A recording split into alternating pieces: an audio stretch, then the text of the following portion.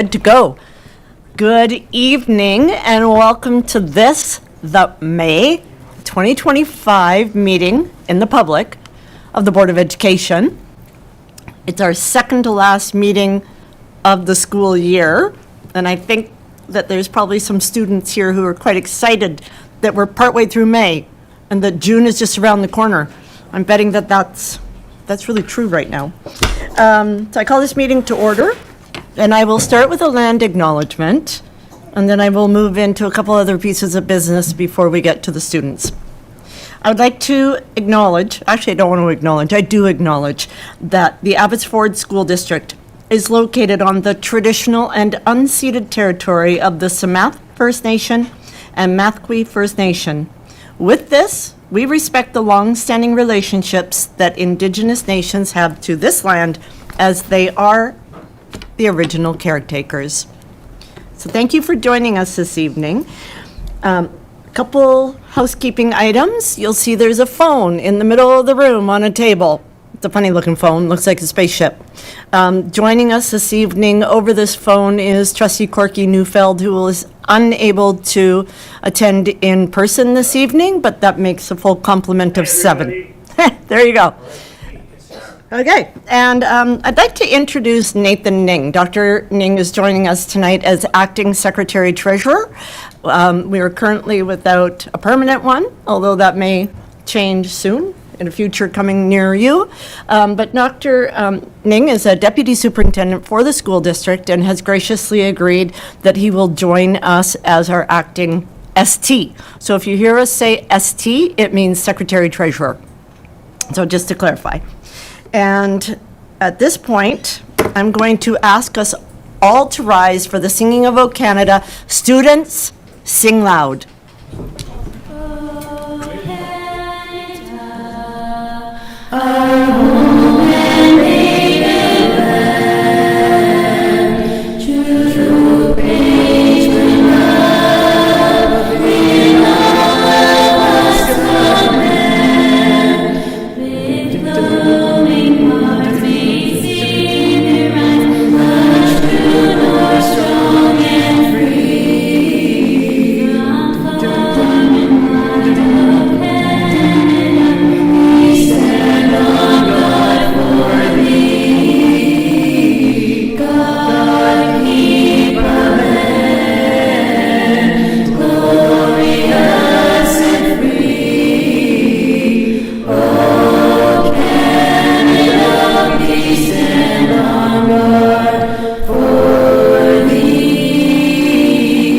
Oh, Canada, we stand on guard for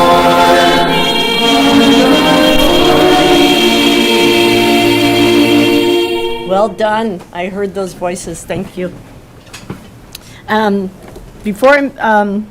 Yes, I'll call for a mover for the adoption So of moved. the agenda. Trustee Peterson, Trustee Neufeld, voting buttons, those in the, we call you the gallery, in the public. You will see that it comes up on this screen, and when everybody's done, you'll see how we voted. And Trustee Neufeld, are you able to Yep. vote? Oh, he did. Oh, it wasn't showing on mine. Thank you. You are noted. The approval of the minutes, please, from the board meeting of April 15th. Mover? So moved. Trustee Rai, seconded by Trustee Kandarajman. All those in favor, we'll have a voting buttons again.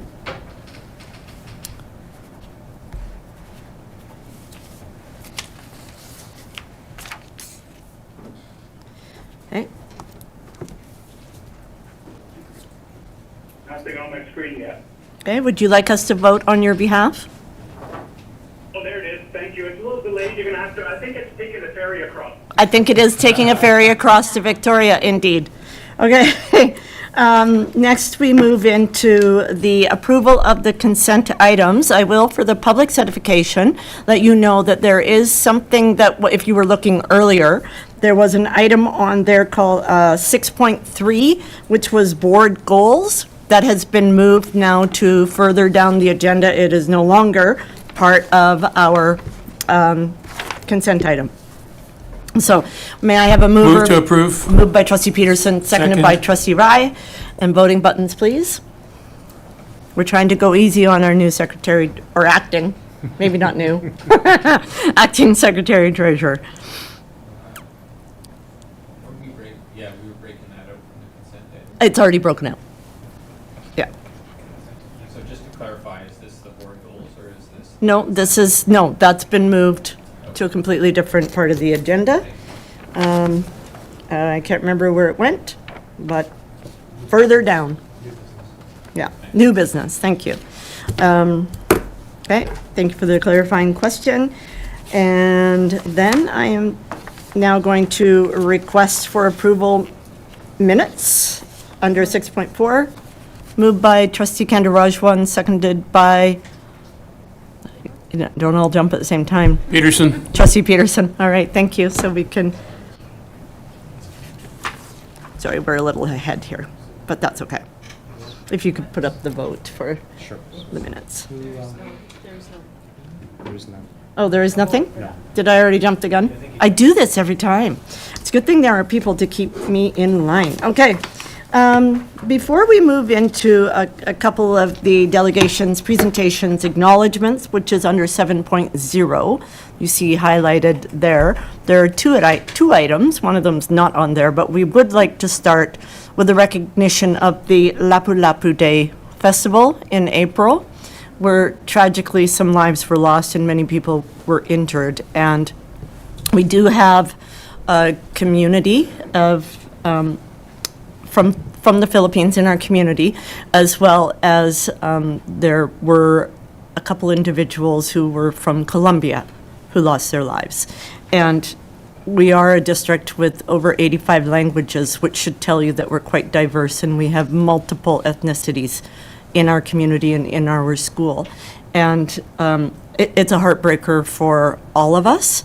And we want you to remember this as a poignant point in time, to think that this shouldn't happen in Canada, but it did. And we honor those who were deeply impacted by this. I'd like to ask the superintendent to comment as well.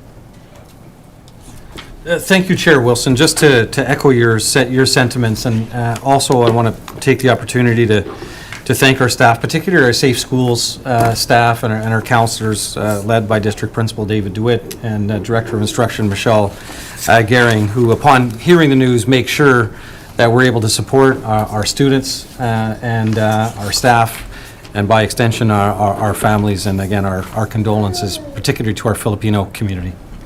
Thank you.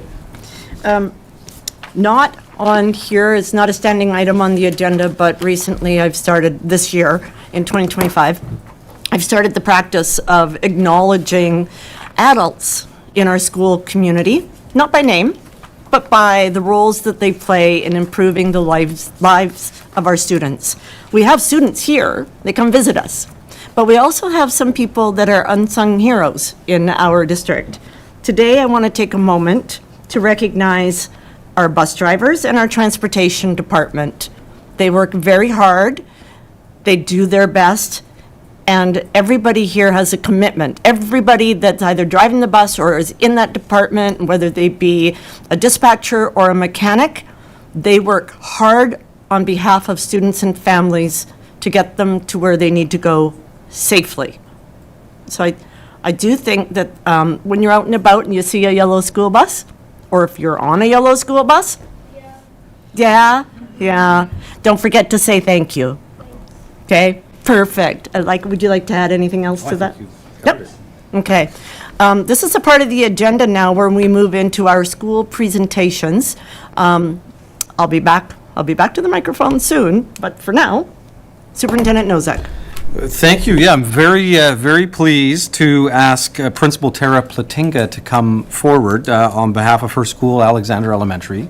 I'm going to invite her to introduce her team. I can see that she's brought some guests with her. And trustees, we're going to learn a little bit about an innovative lunchtime program. And correct me if I'm wrong, Ms. Platinga, but I think also involving the support of Abbey Middle, this program. So look forward to hearing more. So please come on up.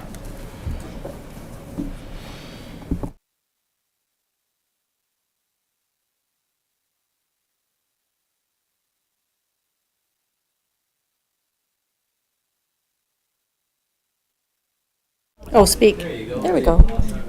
Good evening, everyone. It's my privilege to be the principal at Alexander, and I'm so excited to have our students actually introduce themselves. So, students from Alexander. I'm Emma. I'm Prob.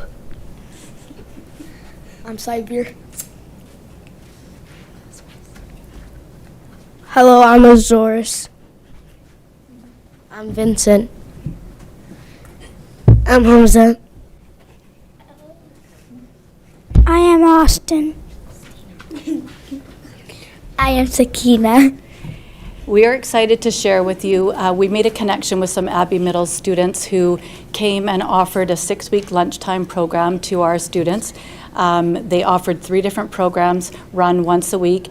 Two programs were run on the same day. Another program was run on a different day. So students had the option of being in 2 programs if they wanted to.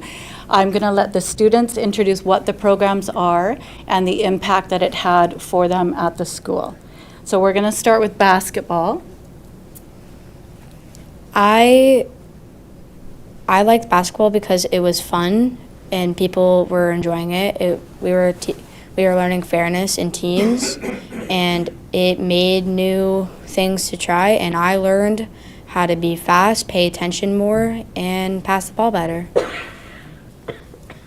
I liked it because they ran matches, not like practice, but we learned like some moves and stuff and some new rules. And it was fairness, not like stacked teams like with good players and stuff. That they brought positive vibes to the school, and how they didn't make stacked teams like the same thing Prob said, and how I learned how to pass and run faster. So. I liked it a lot, and I wish we can do it again. And I learned a lot of things because before I didn't know how to play, but from those programs and playing a lot, I learned to be better and be a team player and be a team sport. I don't know what to say. Do you remember the boys' names who came? Their names was Evan and Liam. I learned not to be a ball hog. I used to ball hog. Come on, Vincent. I used to be a ball hog in basketball. I used to travel a lot and double dribble. And our next program was Soccer, and I like soccer because I learned a lot of tricks and how to pass, and I learned speed, and one boy, his name is Caleb. He teach me how to drop kicks so high, like so far, and I can kick like till a big tree. And that's it. I was involved with soccer, and I had fun, and I learned how to pass. I liked ELL. It's because we had fun playing games, and I played games with this middle schooler, and some of my friends came, and that's it. Sakina. Why did they come to teach you games? They come to teach us games because we should learn more. Learn more English? Yeah. Thank you. I'm going to clap. So, yeah. Thank you very much. So the benefit of having the middle schoolers come and connect, some of the students that weren't here this evening shared with me before they went out to play, they would sit and do like lunchtime monitoring, and so it gave an opportunity for our kids to ask questions. So they're less nervous to go to middle school now because of this connection. So it really has benefited the school, and I know for sure Saibi was thinking, because you're in grade 4, you're hoping. That we can do this next year. Awesome. And do you have any questions for us? Okay, thank you, Mrs. Platinga. Now, when you saw me out in the hallway, your principal reminded you that we get very excited when we have students come to visit us. So what's going to happen now is I'm going to ask the trustees at the table and the trustee on the phone, if he can, that if they have any questions or comments, or so they might ask you some questions. There are no wrong answers. Just feel comfortable because we're just excited to have you here. Table. Trustee Roach. Yeah, great presentations. You guys are also courageous, speaking in front of such a big group. I was curious to know, from the middle school, how many middle schoolers came to your school, for example? Just go ahead, yeah. Sure, yeah. In the middle school, 4 grade 8s came. Nice, okay. 4 for soccer, 2 4 basketball. and 2. Two basketball. ELLs. There was 8 in total. Oh, that's great. And then my second question is, hands up for who would like to do this once you're in middle school. Yeah, okay, nice. What a great program, thank you. Thank you, Trustee Rowe. Trustee Rai. Great presentation, and you know what, Trustee Rao stole my thunder. I was about to ask you who's going to do it in middle school, so you've already answered. So, can you tell me which grades you are in? Sure, everybody should get a chance on that. Let's start from that side. I'm grade 5. Okay. I'm grade 5. I'm grade 4. I'm grade 5. I'm grade 4. I'm grade 3. Grade 4. Grade 3. All right, cool. So when you go to middle school next year, you most probably going to come back when you're in grade 8, I guess. Most likely? Yeah. The grade 5ers? Yeah. Okay, good. Thank you. Thank you. You were going to answer something? I have a question. Sure. When I go to middle school, I want to come and teach some kids because I'm really good at soccer. Oh, cool. That is so cool. Maybe, you know what, maybe sometime you can come and teach some of us. We all got double left feet. I can be the soccer like 10 grade 5 student. Me, I can win easily. Okay, same there. Thank you. Trustee Rai is a soccer fan. He's gone all the way across the world to watch soccer games. Yes. So he really is a soccer fan. I'm a big soccer fan. Then you two would get along great. Just one moment. I'm going to see if any other trustees would like to, over on the side of the table? No? Okay, we're good. So you want to come up to the mic? No, I was just putting my arms down. Oh, you're Jose. Is that right? I have a question for all of you. Do you all like Ronaldo or Messi? Yes! We know who you like. Yeah, we know who you like. Thank you. Students in grade 5, I saw that you wanted to add something. Do you want to add something? I wanted to add something for the grade 4s for grade 5. It's good to learn about middle school now before you hit grade 5 because it's going to be more to learn about middle school and harder. And yes, the grade 5 that will be in grade 8 in like 3 years will come again. Well, that's lovely. And you wanted to, we're good? Yeah, I think we're good. Okay, so this is the part where I get to say thank you. Oh, yes, Trustee Neufeld? Well, first of all, you guys look marvelous. Actually, I can't see you. I wish I could be there in person.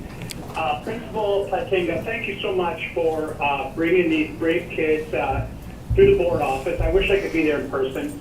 I also want you to extend a thank you to Abbey Middle students because moving from elementary to middle and then middle to secondary, those transitions are sometimes very difficult, and this will definitely bridge it a lot easier. And they'll start seeing familiar faces in the school, possibly, and so that'll make the transition easier. So thank you so much for putting this together. You're welcome. And I just want to add that it wouldn't have been possible except Heather Reed and the teacher and the youth care worker drove the students back and forth. So that's what made it possible. So amazing that they did that for us. So thank you. Thank you. So for this, I just want, first of all, I want to say thank you, students, for your courage to come and talk to us adults. We look a little bit, what we say, imposing when we're sitting behind a desk. but we're just really excited to have you here. And we know that one day you're going to teach us to do great things, because you're going to grow up and be our future leaders. I also want to thank the staff, pass on our thank you to Abbey Middle as well, and parents, because this is really awesome. You brought them here tonight, and we know that you do, parents and guardians, those that you call family. We know that this is important to watch your child grow up and see them do exciting new things, and that's part of the educational experience, so thank you. I believe it's trustee. I was just going to say, there was a question on the table for who's better, Ronaldo or Messi, and nobody answered that, so I'm just, you would like an answer to that, right? I'm sure. I think it was a question for you. Oh, no. I like both of them. I've seen both of them, so I like You both gotta of them. make a decision, Trey. Hey, if they play for What the about you? Whitecaps, Who do you I would like? like the one that, I would like the one that plays for the Whitecaps. Okay, oh boy, we're getting some division in By the room way, here. the Whitecaps did beat Messi's team. Hey, so Messi too small. Messi too small. all the excitement. Can I tell you something, bro? Why are you saying Sue, bro? I'm not sure. So students, we have one more thing for you. Yeah, okay, enough Trustee Kandarajwan is your school liaison, and she has a thank you for each of you for joining us tonight, but you actually have to pose for a photo with her, and our communications, where did Christy go? She's hiding behind the post. She's going to come and take a photo of you with Trustee Kandarajwan and your gift before we announce the next school. I'll see you in grade 8. Thank you. Good job. Back this way. Thanks. We don't always have this many students, so it's it's exciting. I'm Ronaldo all the way, my friend. Thank you. I know Messi or Michael Jordan. Michael Jordan. I got one. Oh, the excitement.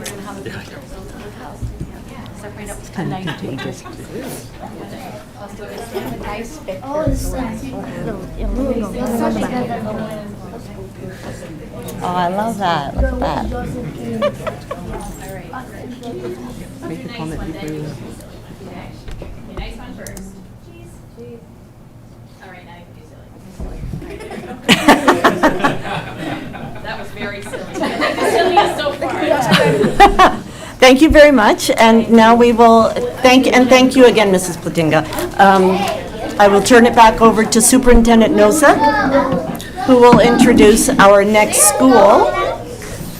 Thank you, Chair Wilson. Yeah. Thank you, Alexander. Appreciate it. Thank you. And trustees, while they're making their way, I can't help myself but to make sure that I draw that straight line from your strategic plan, which, as you know, also includes the support for extracurricular. And so this is very much the evidence of that initiative and work. So we applaud you for that and for supporting these kinds of great activities. So very excited to bring up Reg Gabriel, principal of Claiborne, and I'm going to ask him to come up and introduce his team. And trustees, tonight we're going to learn about the Experiences Canada-Quebec Exchange and the impact that has had. So Reg, please come up and introduce your team. Thank you very much. So my name is Reg Gabriel, proud principal, Claiborne Middle. One thing I learned about coming to this school is that we have a vibrant commitment to our French program, and some of our teachers have been taking students to Quebec to spend time with their jumeau and twin who they visit, and they make that return visit back. And so we have 2 adult staff members I want to introduce you to, and just make a point of mentioning that we have current kids and some extended community participants in that program who will all have an opportunity to speak, so I won't steal any of their thunder. But I will like to introduce you to Christy Faylauer, one of our French teachers who went on the trip, and our ISW, Sydney Ned, also. So they'll take a turn, and I will hand it over to you. Very capable. Ladies. Thank you very much. All right, you guys want to go?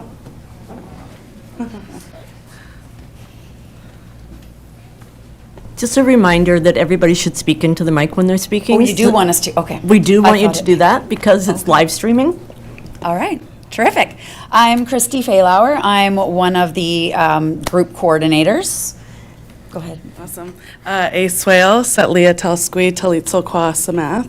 Good day, my name's Sydney Ned, and I'm from Sumas First Nation, and I'm also the Indigenous Support Worker at Claiborne Middle. And you'll get a chance to meet all of these students shortly, but they are all grade 8, 9, and 10 students who've done the Quebec Exchange program in the last 3 years. So we're thrilled to have them here. And so I will sort of introduce myself and how I got into this. I was chatting with Jennifer Cal, who actually is the kind of, I don't know if you want to call her founder, but she was the first person who kind of got this rolling. And she was telling me, I was commenting on her beautiful winter parka she was wearing at a corn maze one fall. And she's like, oh yeah, I got it for Quebec and all the things. And she said, you should come. And I was like, okay, yeah, that sounds amazing. And I went home and I said to my husband, oh, I threw my name in to be a chaperone to Quebec. And he goes, of course you did. Because that's kind of I'm all about taking opportunities and jumping at those kinds of things. So that's how I got involved with it. So I'm happy to have been able to go the last 3 years and continue on in the next few. Awesome. Go ahead, Sydney. And I've been at Claiborne for 8 years now, and it's my first year that I had the possibility to attend. It's so meaningful for the students, but I can't even explain everything I took away from it also. We got to meet their families, they got to meet ours, and it was very special when they came here. They got to learn from a lot of our cultural leaders here in Stalo territory. We had Chris Silver come, Carrie Lynn Victor, and I also got to share my mom's bannock, Gail Ned, and just being able to share pieces of us with them as well as pieces of them. It's very special. So Jennifer Cal was very disappointed that she could not be here tonight because this is her baby, and she would not hesitate to tell the kids that, like, this is my baby, it's her thing. So as much as her and I do a lot of it together, a lot of the planning and organizing and that, she has been doing it now for 9 years. So she was disappointed that she had another commitment tonight, but just like me, she was talking to a teacher who was on their way into retirement, and they were also at a field trip, and that lady said, you love languages, you love kids, you should look into Experiences Canada. So we found out about Experiences Canada. They're an organization that's a charity organization. They provide funding for all the travel to your twin community. So we go every February to Quebec City. We stay in a town just outside, it's about an hour outside of Quebec City, with a host school, Pamphile Lemay, and we've actually been very privileged to team up with them for the last 9 years. That doesn't happen, but we have an incredible relationship with them. So we've been fortunate to be able to every year, we put their name in, they put our name in, and we have a phenomenal relationship with those teachers on the Quebec side.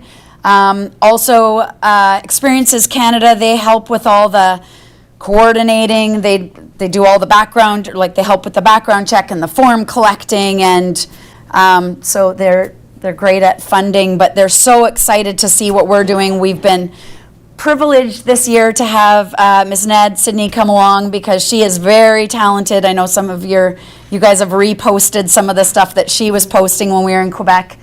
She's very talented with the multimedia, so a lot of our fun experiences were able to get out there. So, what else?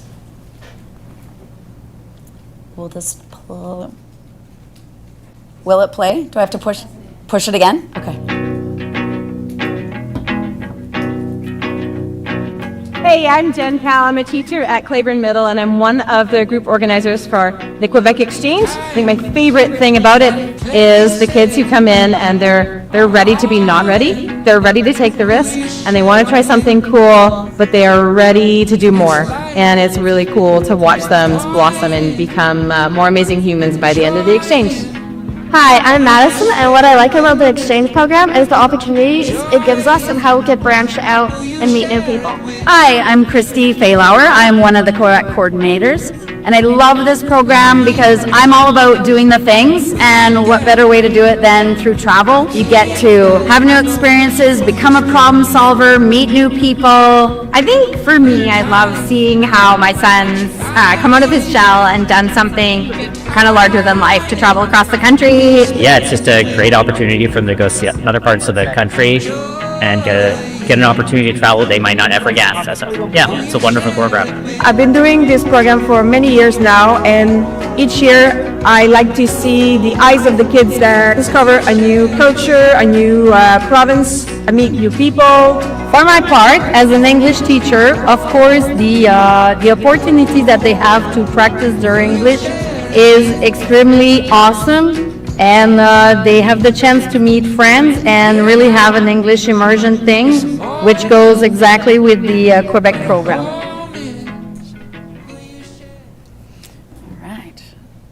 So yeah, we love this program because, like they mentioned, it gets kids to challenge themselves. They're taking risks. One of the first years, one of our students was like, "I was so cold last night," and we said, "Did you ask for a blanket?" And the student was like, "No."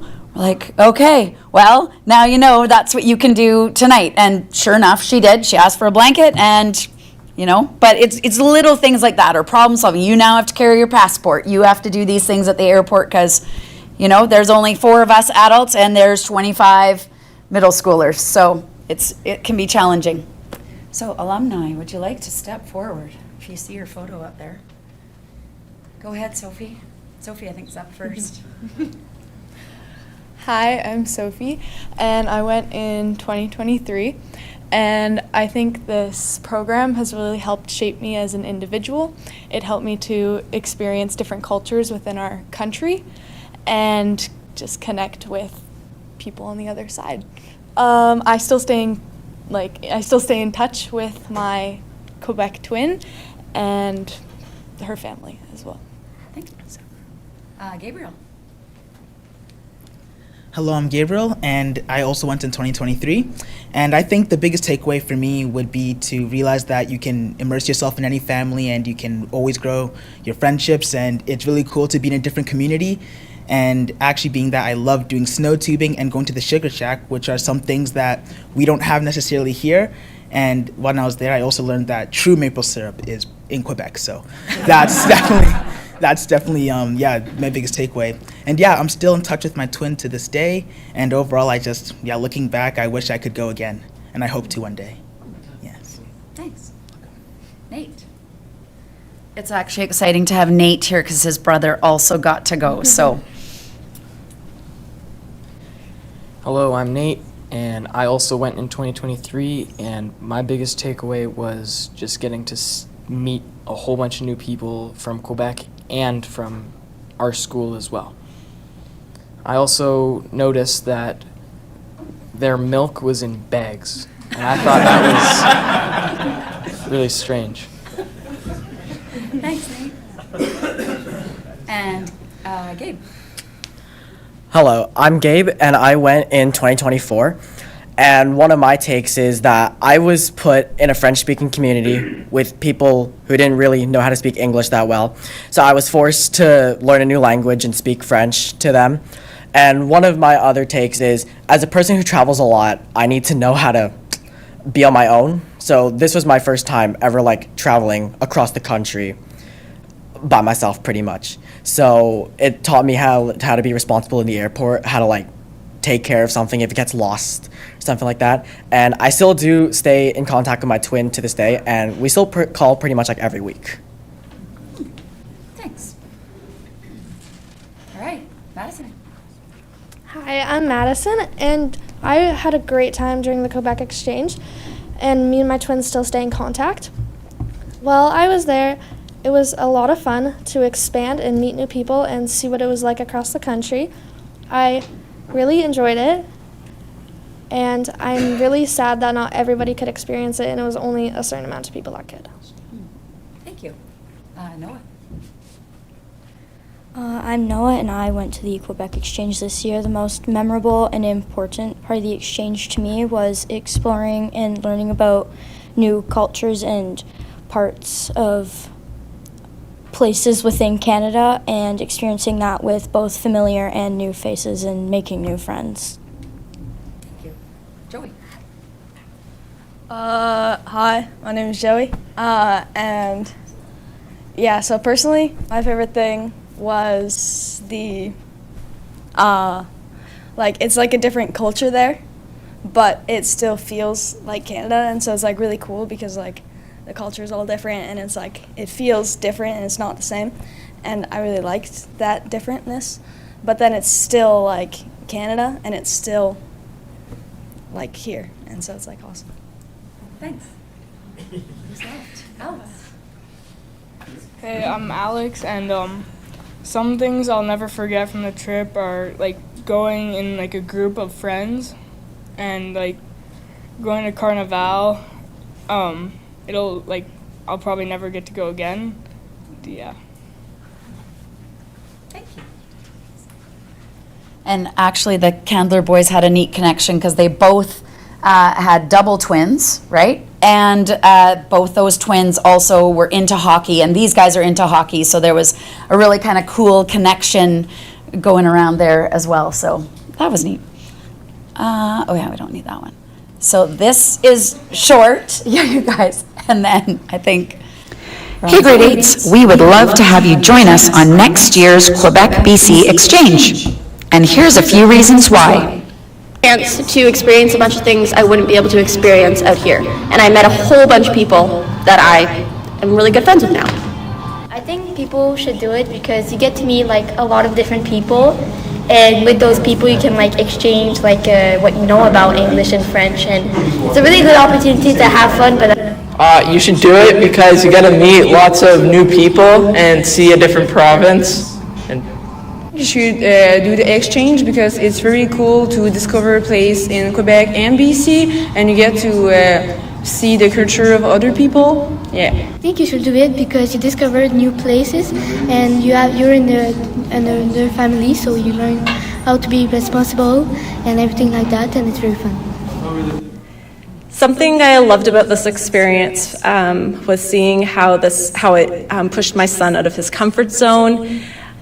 And also how he was pushed to get to know other people. He went into it with having one or two really good friends, but by the end of it, I could tell they're just one big group of friends. And we were really excited to be part of this program. Our daughter went on the exchange, and we still can't get over what a good value it was. Flights, all the activities, and what we paid, we don't even understand how everything was covered. You should do the exchange because you get to do things you haven't done before, and like for me, besides wild play, I hadn't done any of the stuff that we did while we were here. It's a really cool experience because you get to meet people and become friends with people you wouldn't think you'd be friends with. We hope you've seen a few reasons why this trip is amazing, and honestly the best part is the person you will become as you push yourself out a little bit past your boundaries and you take those risks. A bientôt! So yeah, this is the Quebec Exchange program. It's super exciting. I'm very proud to be part of it. It's 1 week in Quebec in February during Carnival. That's why we go during that time. The kids bill it there, and then those same kids bill it here for 1 week, usually the first week in May, where we take them on BC adventures to Stanley Park and Wild Play and Deep Cove kayaking and all sorts of things like that. So it is truly an incredible opportunity that our kids have, and like you heard also, they made friends with each other because boom, you put 25 kids in a room and you're like, okay, these are the people that we've selected to come, and yeah, lots of them hardly even knew each other. So I think that is it. We do want to thank our languages department and the Indigenous department because they support us financially and just with other support as well. So we appreciate them and them supporting our program. And Mr. Gabriel, and before Mr. Gabriel, Heather Reed also supporting our program because we started it under her. So thank you. Thank you. I also beat a 13-year-old in a poutine eating contest twice. He's not here tonight. Thank you. Heather Reed is getting all the props tonight. So you've seen how this rolls out, and I opened the floor to the trustees, and I saw Trustee White first, and then I saw Trustee Rye. Did I see Trustee Rouch? You saw him, I'd like to. Okay, so it's Trustees White, Rye, and Rouch. Yeah, I'm just curious about these twins, like how you guys are matched. Is this like someone who's a kind of similar age, similar gender, similar interest, or is it just random? Does one of you want to speak? So they fill in a form with all sorts of details about themselves, interests, hobbies, food they like, all those things.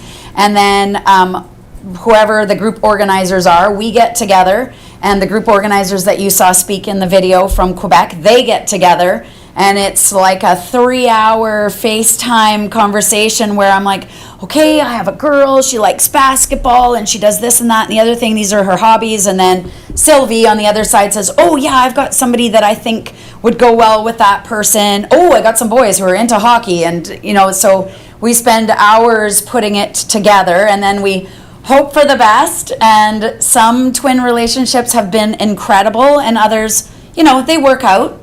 But the neat thing is too, when you're there with all these other people, is that kids can connect with other twins. So they might not be staying at their house, but relationships are kind of fostered that way as well. So Great, thanks for that insight.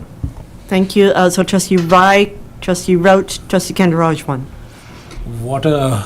Must have been a great experience. And where do I sign up for being a chaperone? Or maybe all of us want to do that. So any of one of you can answer. What is a typical day look like out of those 7 days? Just go for it, one of you. Yeah, they just went home last Wednesday, so we're all still pretty exhausted Oh. from our typical days. Typical day, okay. Yeah. So in Quebec, basically, you'd wake up, have whatever breakfast with your family, and then you'd go to their school, Pamphile Le May, and when you're there, you'll wait until the bell goes, and then all the students will leave, and then it'll just be you. And then the Sylvie will usually give a sort of this is the day plan, and then we'll go out and we'll do it, and then we'll come back and go. And then here, sort of same thing. Go to school, wait for the bell, go meet up. Yeah. But did we come back? Yeah, what did we do? And how late did we Excuse stay? me. Sorry. Do you want to get somebody else? Yeah. Okay. While we were in BC, we would go to school, and then in the morning the bell would ring, and everybody who was part of the Quebec or BC exchange, we would all meet in the library or a classroom. And after that, we'd wait for our bus, and we'd play fun activities in the morning. We'd do challenges to get to know our twins better. And then we would go on field trips. For example, we went to City Fun Park, which is roller skating, arcade, bowling. It was a really fun day. And some days we'd come back at 5 or 4-ish. The earliest we ever came back was 2 o'clock-ish. And they were long days, but they were very fun. And then usually in the afternoon, you'd be able to hang out with your twin, get to know them better, and then you'd just repeat the day. Thank you. Thank you. Trustee Roque. What a neat program. And I think it's so nice, teachers, that you guys advocate and work so hard to make this happen, right, with the funding and everything, and having that strategy. So that's really great.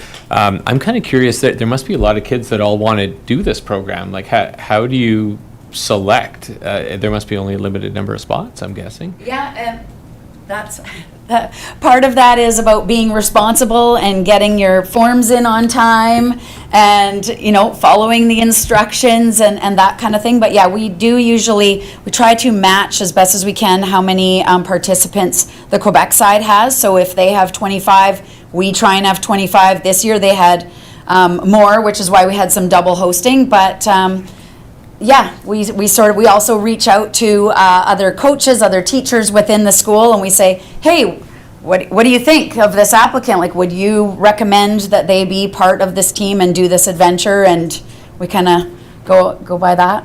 Yeah.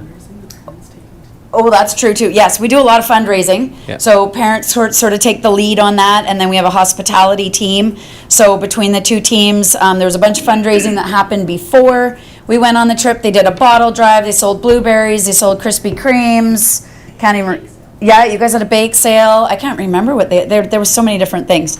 So the kids and the parents are all kind of getting to know each other there as well. So yeah, it's good. Oh, that's so nice. Yeah, it brings community together. And then I was very fortunate to be invited into Mathquay First Nation for community dinner. Chief and Council invited me to talk to them about some of their students that are going. That was the first time that's happened. So just getting the communities engaged and involved for helping families attend and funding, and my goal is to be able to advocate for more students to come every year. Yeah, that's awesome. Well, this is a great, big, beautiful country, and having kids being able to go see other parts of the country, I think, is really fantastic. And for the record, when I was a kid, I had bagged milk also. So yeah, it was a thing. Trustee Kendall-Roche, one. Thank you, Chair Wilson. I was going to say that too, this aligns pretty well with our strategic plan, and thank you to staff for creating an innovative way for engaging opportunities. And I appreciate that Sophie, Gabriel, Nate, you're from 2023, and that fact that you wanted to come and support this venture is huge, so thank you. And Nate, I also grew up with milk in bags in Vancouver. I just want to put that out there. We're kind of dating ourselves. We're totally dating yourselves.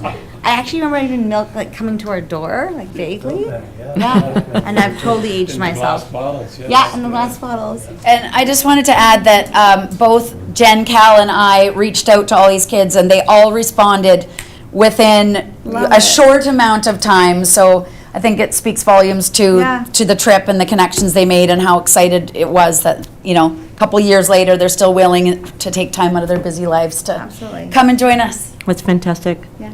Thank you. Trustee Peterson, no? My You're good? thunder was taken by my colleagues. Yes, so. there you go. So, Mr. Gabriel, thank you. You are allowed to stand up and join the crew. Just thank you for joining us this evening. And Mrs. Faylauer and Ms. Ned, thank you for the tremendous amount of work and support that you've been doing with these students, parents, guardians, those that you call family.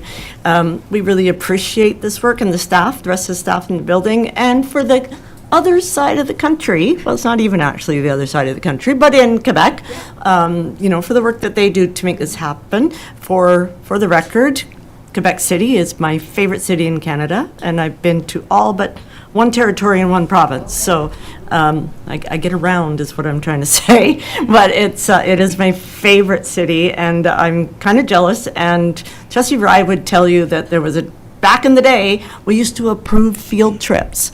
And whenever we approved field trips, we'd put up our hand and say, invite us as chaperones. I think that's actually where he was going. And nobody did. Nobody ever picked us. So just wanted to clarify that in case you're looking for any. So thank you very much. Again, we have a thank you for the students. Thank you so much for sharing with us. This is really cool to hear. But you need to stay up there, and you need to gather and collect yourselves, because our Senior Manager of Communications is once again going to take a photo, and Trustee Rye is going to join you for this photo op, and a special thank you for the students. Oh, and Trustee Neufeld, thank you for speaking up. Go ahead. Yeah, I just wanted to say, anytime that any student can go to a different culture, which it is, and a place with a different language. I visited Old Quebec City many years ago, and it's like going to Europe in many ways, because of the cobblestone streets and the old buildings, the architecture, the language. So the question I have maybe for the students is, how much more do you appreciate BC, or do you wish you could live out there? Go ahead, you can answer. Let's say something. Do you prefer BC, or would you like to move to Quebec? I prefer I prefer both. There's good things about both, but I definitely prefer Quebec, because I like how it has it goes kind of full circle and stuff with all the weather as well, instead of just rain and then summer. But Quebec, it has really nice winters and stuff, and it's really beautiful over there as well. Thank you. I honestly think I'd Corky, there's more. I honestly think I'd prefer living in BC here, because I came from Australia, and I cannot tolerate temperatures below negative 20 degrees in the winter. And I am not living anywhere where stop signs are in French.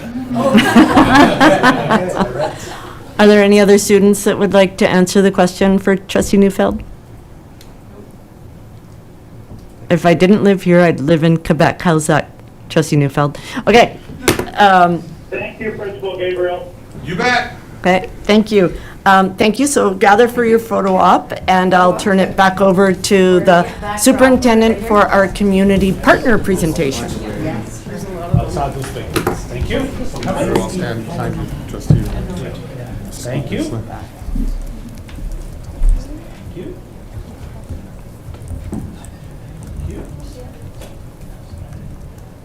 Thank you.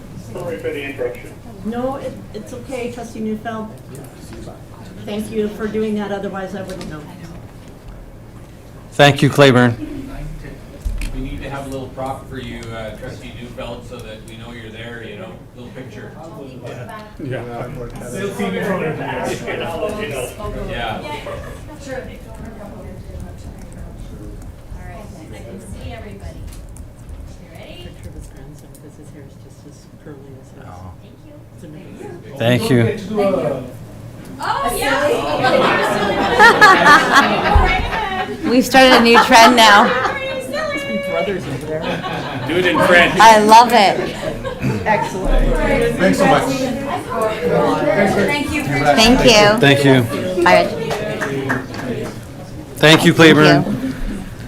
Well, trustees, we'll transition quickly. I want to thank Abbotsford Restorative Justice for their patience. But I know, trustees, you like when we are able to bring in some of our community leaders and child-serving agencies. And so our community partner presentation this evening from Abbotsford Restorative Justice, I'm going to invite Executive Director Darcy Helber to come up.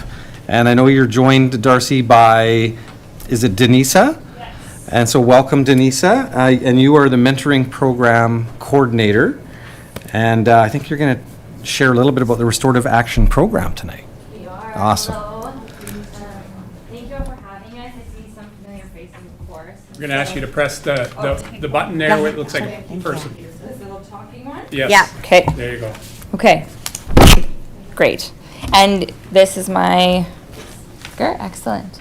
Denise is going to make fun of me for my ineptitude with technology, but well, thank you all for having us. We're really grateful to be here because we are actually, this is our 20th year working in partnership with the Abbotsford School District. And so, we are just very aware of the fact that we're able to do the work that we do in community because of incredible partners like yourselves and your willingness to work in partnership with us. And so, I'll give you a brief overview of who we are in some of our programs, and then Denise will actually just talk more in depth, of course, about the Restorative Action Program and our Restorative Mentoring Program that kind of underpins some of that work as well. And so, again, my name is Darcy Halber. I'm the Executive Director of ARJA, and this is Denisa. She's been working in our schools through our Restorative Action Program for quite a few years now, and also runs our mentoring program. And so we offer 4 main programs. Our Restorative Justice Program is the program that works with youth outside of the criminal justice program or justice system, and we facilitate accountability and responsibility taking. That program is victim-centered first and foremost, and that is a really important tenet of the work that we do there.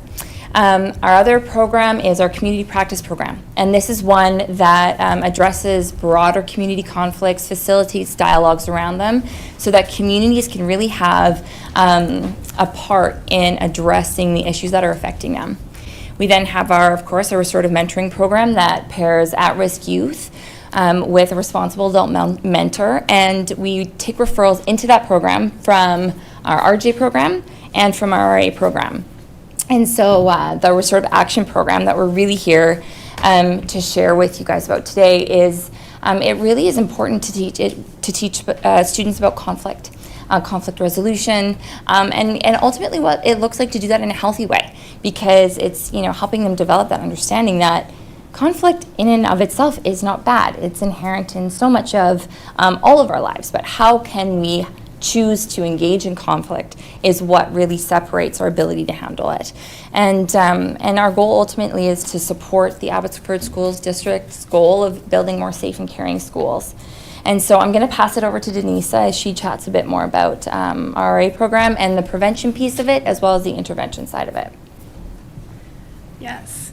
Thank you. Like I said, my name is Denisa, and I'm the mentoring coordinator. I also started as a practicum student with ARJA in the schools program, and that's kind of where I fell in love with this work. So we have two main things that we do in the school. So we have prevention, and this is what it looks like in our code sessions, our circles of dialogue and engagement.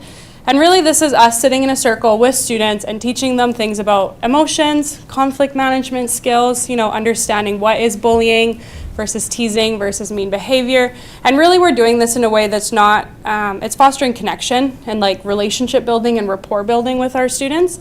And it's also involving like teacher participation, like it is, we're kind of sitting in a circle and allowing for that space, and for a lot of students they've never done that before. So really it's fosters a sense of belonging, and I actually find I learn more about students in our circles, and I learn more about myself in those circles, so I think these kids can teach us a lot about ourselves, and it's I think in that space that allows for us to do so. So we do that in grade 6, 7, and 8, and then we do have some modified work that we do in elementary schools as well, to again foster that connection. And then we have our intervention programs. So a lot of the foundational work is done in our prevention programs, mainly just because that's where we're meeting students and that's where we're kind of engaging with them. But obviously they're kids, conflict happens, they don't really know how to regulate themselves, especially when they're sitting in a classroom for 6 hours, 5 days a week. And so we offer conflict management. So really what this looks like is two kids, they get into a fight, teacher doesn't have the capacity to deal with it. Obviously there's a component that we want to teach them healthy conflict management skills, that it's okay to be angry, but punching people isn't the way to express our anger. So what we do is we meet one-on-one with them, understand what happened, why did it happen, why did we react in that way, and what could be done to repair that. What can we do to support the other person and also allow for our feelings to be shared. And so we do that through mediation. So really it's two students coming together with me sitting there as a facilitator and our other facilitators, and allowing them to share that and to kind of learn how to have that conversation in a way that's safe, and in a way that they were kind of prepared for. So we do lots of different referrals. We do like relational conflicts, issues of rumors and gossip, physical types of conflict, as well as bullying behavior. So that can be done, like I said, with one-on-one with students, so two people getting into a fight. It can also be done with groups. Okay, and we're kind of, like I said, with the restorative justice values, we're kind of taking away from that punishment. The other piece of it is sometimes if there is a suspension that is needed for the student, we can offer an integration back into the classroom, of what that looks like, especially if they were removed for a certain amount of time in that suspension. So over the course of this year, we had a very busy year. So in terms of the circles, that's kind of our code, which are circles of dialogue and engagement, that's our classroom sessions. We were able to do a total number of 335 sessions across like grade 6 to 8, as well as some in elementary school. So that's kind of highlighting some of our rhymers, kind of our busiest school, as well as Abbotsford Traditional. And then again, we're kind of picking up in other areas as well. And then the number of classrooms impacted, we were able to be in a total number of 70 classrooms throughout the whole district. Again, we had some work in elementary schools as well, and the total students impacted by our code, or Circles of Dialogue and Engagement program, was about 1,700 kids. Okay, so again, these are kind of our prevention work. This is where the groundwork is happening. And for me, when I started as a practicum student, this is actually where I fell in love with the work, was in the prevention piece, because I wish I had an adult coming into my classroom telling me that it's okay to be upset and it's okay to have conflict with people. But it's just how we navigate that and what assertiveness means. And that's kind of what we're doing in our prevention work. And then intervention. This is, again, teaching kids how do we deal with conflict and how do we do that in a healthy way. So we had a total number of 107 referrals across the district. Again, we kind of got busier for sure in the elementary schools, which is a trend that we're kind of seeing, as well as total students impacted through this work was 201 students. Okay, so again, some referrals have kind of more one-on-one, where we're doing things like conflict coaching, where it's just kind of supporting students in a way to deal with conflict, but maybe they're not going to meet the person and talk to the person that that caused harm or that harmed them in some way. Okay. This was a quote that came from one of our RA staff, and for me, it just really highlights what we do and why we do it. So it says, after the situation, I was really angry. Then after meeting with you, I realized it takes the bigger person to start the conversation rather than starting the fight. And again, this kind of really highlights the importance of our intervention programs and kind of allowing for that space for students to kind of be in dialogue with each other and with our facilitators, but we're also empowering them to have these conversations in a healthy way. And that really starts in our prevention work. We're teaching them these skills and then, allowing them to practice these skills in a way that's safe. And that also just helps with that skill development that is so important for them. Yeah. Ultimately, we know that transformation doesn't happen in isolation. We know that it takes all of us working together in order to be able to make these supports come around these kids in the way that they need them to. The prevention work is brilliant because it does give our facilitators the ability in schools to give some common language to kids about conflict and what all of those pieces look like. So in the event that they do end up working with our facilitators one-on-one due to a conflict, some of that relationship has already been built. We make an effort to keep the same facilitators more or less in the same school so that they can build relationship with those kids. Like Denise was talking about, we are starting to see these behaviors happening at younger ages. And so we do our best to be able to move our hours around as we can, to be able to support some of those elementary schools that we don't necessarily have hours for, but we know that we're going to be seeing these kids in a year, maybe 2 years. And so we actually have a file right now that I can think of where we've been able to work with the district, with the referring Abbey PD youth squad officer, to be able to get some of our facilitators working with those younger kids already, so that by the time they get into middle school, we hopefully have somewhat of a relationship with them to really help them navigate some of those things, and especially that transition that they're going to be coming into. And so we do our best to be nimble. We do our best to work with your needs and with what the kids that we're seeing with their needs as well. We have access to counseling as well. So those who get referred to our program, our RA program, can then be put into our mentorship program and then potentially access those counseling services for whom financial access is a barrier. And so we've been able to get some kids into that much needed counseling through our programs as well. We are so grateful for the commitment that Abbotsford School District has shown us and our ability to be able to work in the district and just with a partner that's just so committed to the well-being of the children and of the kids in the schools. And so we just wanted to open it up for questions. If you guys have any comments or anything, we'd love to share. So I will be having some folks for questions. One of the things when we started our meeting was we weren't sure that Trustee Neufeld would be able to constantly join us or speak. He has informed me that he can, so I'm going to actually open it up to Trustee Neufeld first. So go ahead, Trustee Neufeld, if you have something. I do. First of all, thank you so much. I love Arja. I've been on the board many, many times. This is going to age me a little bit, but I remember Trustees Ultra de Young and Joanne Field starting this Yes. and being part of the startup for RJ in Abbotsford. Okay. And I love the partnership that we have with the city and the community, APD. And so a couple of questions I have is, have you seen an increase in student behavior, and what are the main areas of behavior? And then I've got something else after that. Sure.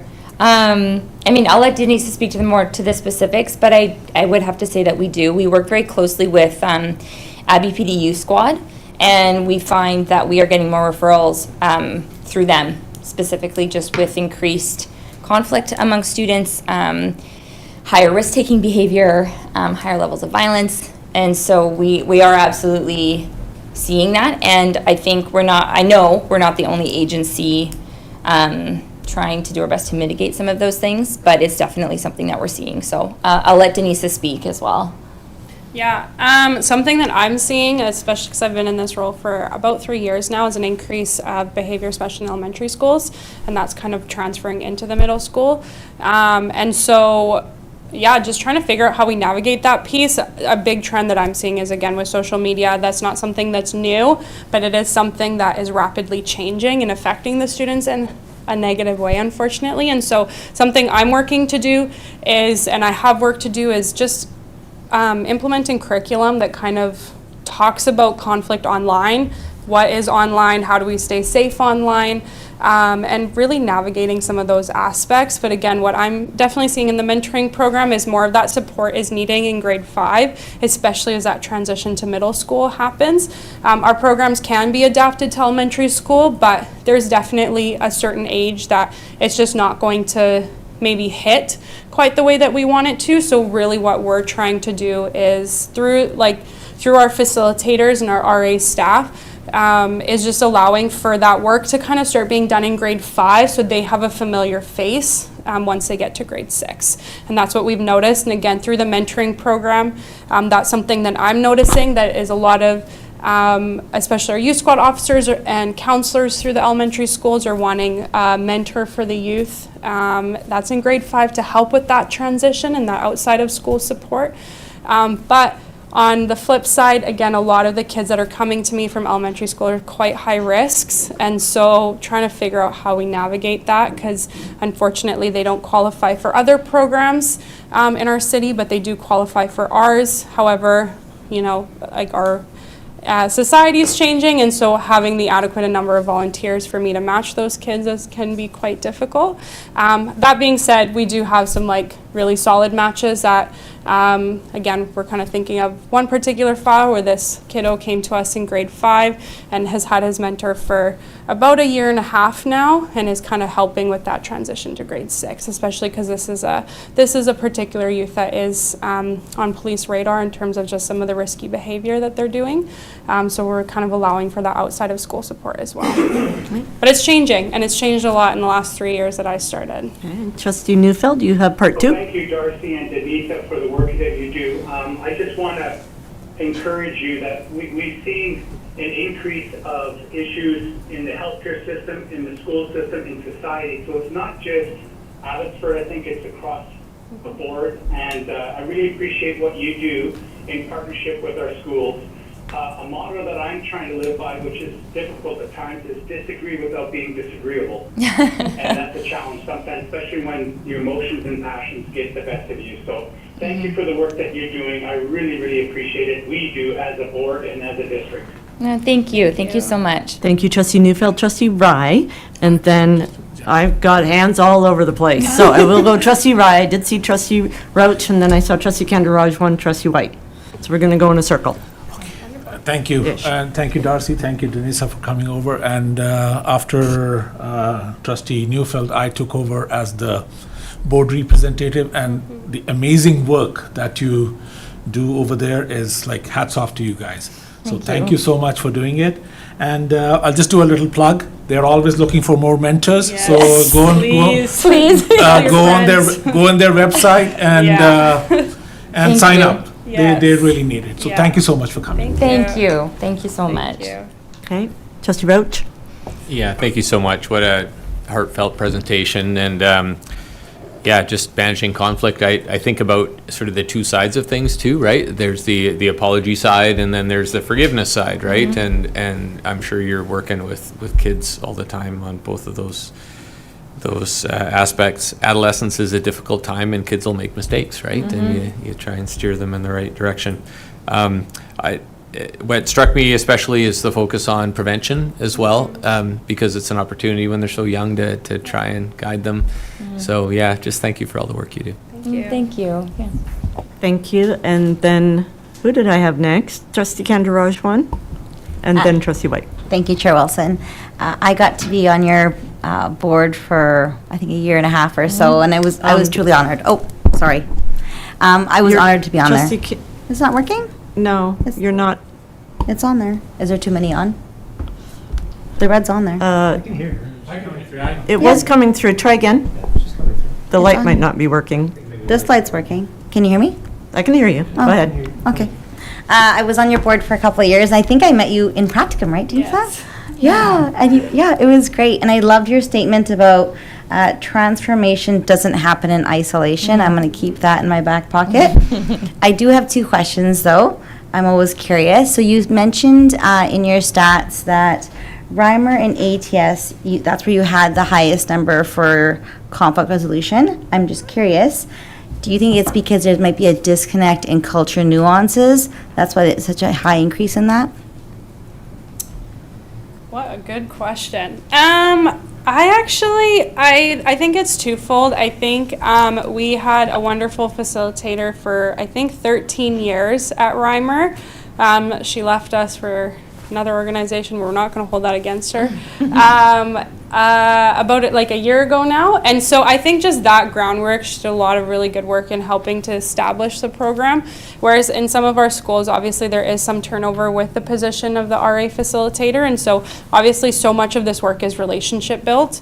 And we're building relationship with students, with teachers, especially if we can see kids from kind of the grade 6 to grade 8 is where we see the most transformation happening. And again, ATS, there was a facilitator there that wasn't there quite as long, whereas when I came, I was there for about 3 years.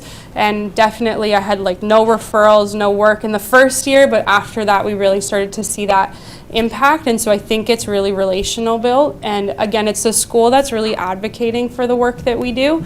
And the schools that really advocate for our work and referring students to us and having us in our classrooms and all that kind of stuff is where we're seeing the most growth. And I think ATS and Reimer in particular are just schools that really value what restorative justice has to offer, and they're kind of utilizing us. Other schools are utilizing us, but maybe just in ways that just look different. So I think that's definitely a big piece of it. Well, I was hoping you would say that because being Indo-Canadian and knowing trying to try something new can be challenging, so you have to build trust to get there. Yeah. So you're confirming my assumption that you've built trust over a few years, and they know you're doing something good for their family. Yeah. My other question is, I'm curious, how many languages do you offer your program in? Just English, as far as I know. Okay. We do have 2 facilitators that are Punjabi speaking. I don't think they've necessarily had an opportunity to utilize that in a way of like offering in a different language in the schools. But we've also it's never been asked. Okay. And so it's just never something we've come across, but yeah. Thank you. In the event, though, that specifically because we run other programs, I don't know if I'm close enough, specifically because we run other programs, we do have access to translation in multiple different languages, as well as to counselors who speak multiple different languages. Because we obviously, we understand that there is going to be a language barrier, and we do come up against that quite often in our restorative justice side. So if we do end up having to communicate with parents where language is a barrier, we do have access to translation services. So we have used those before. Yeah. Perfect. Thank you. It's just good for people to know that those services are available. Thank you. Thank you. Trustee White? Yeah, I really appreciate you using the word bullying. I don't hear that word as much as we used to. I don't think we talk about it as much as we should. And as somebody who experienced bullying in school, someone who has kids who experience bullying in school, I don't think we'll ever do enough until every kid feels 100% safe in school. So I appreciate the work you're doing. I'm curious about the stats. Like in my mind, it feels like there isn't as many kids as I would have expected. Like just knowing the stats, is that because is that because schools aren't asking for you as much as they could or should, or is that because you guys don't have as many mentors as you need? So that's the first question. The second question is, how come you're not in high schools? It's part of what Denise spoke to as well in terms of the relationships that we're able to build with administration and teachers, because our facilitators are ultimately doing their best to be able to, and Denise can speak more to this as well, but are doing their best to be able to work with teachers so that we're ultimately not a burden. We're not kind of trying to add too much to their plate. We're trying to remove from their plate. We're trying to remove conflict from their classrooms. We're trying to equip them better so that they have the tools so that they can help their students navigate some of these things. But if the relationship isn't there, then the ask isn't there either. And so we find that we are consistently having to make sure, just as staff changes, people move around, that they can have a level of experience with us that does increase the referrals. In terms of high schools, I will speak to what I know, but historically, even before my time, we haven't had our curriculum in high schools, I think because of what needs to be accomplished in high schools, although I would actually leave that more with this board than anywhere else, just because we work where we're able to fit.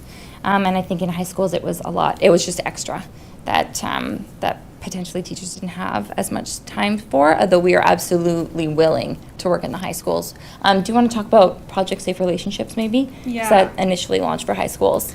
Yeah, so around this time that I came, they had already done for a couple years something called Project Safe Relationships. This was a program that was done with the Vancouver Foundation and UFV in partnership with Abbotsford Restorative Justice. And it was actually initially created for high school, so it's essentially teaching kids what healthy and safe relationships are, things like grooming, sexual exploitation, online behaviors, all of that kind of stuff. And so that program was initially launched in the high schools, and then COVID hit, and so that really just took a lot of things and took out of control a little bit, and so they tried to facilitate online for a while. It just didn't work because, again, our programs are very experiential. Our programs are like we're sitting in a circle, we're having conversations, we're doing activities. It was very hard for our facilitators to do that in the high schools online, and so we had to pivot. My understanding is we had to pivot quite a bit, and then since we have been back in schools, the high school just hasn't been, that uptake hasn't been there.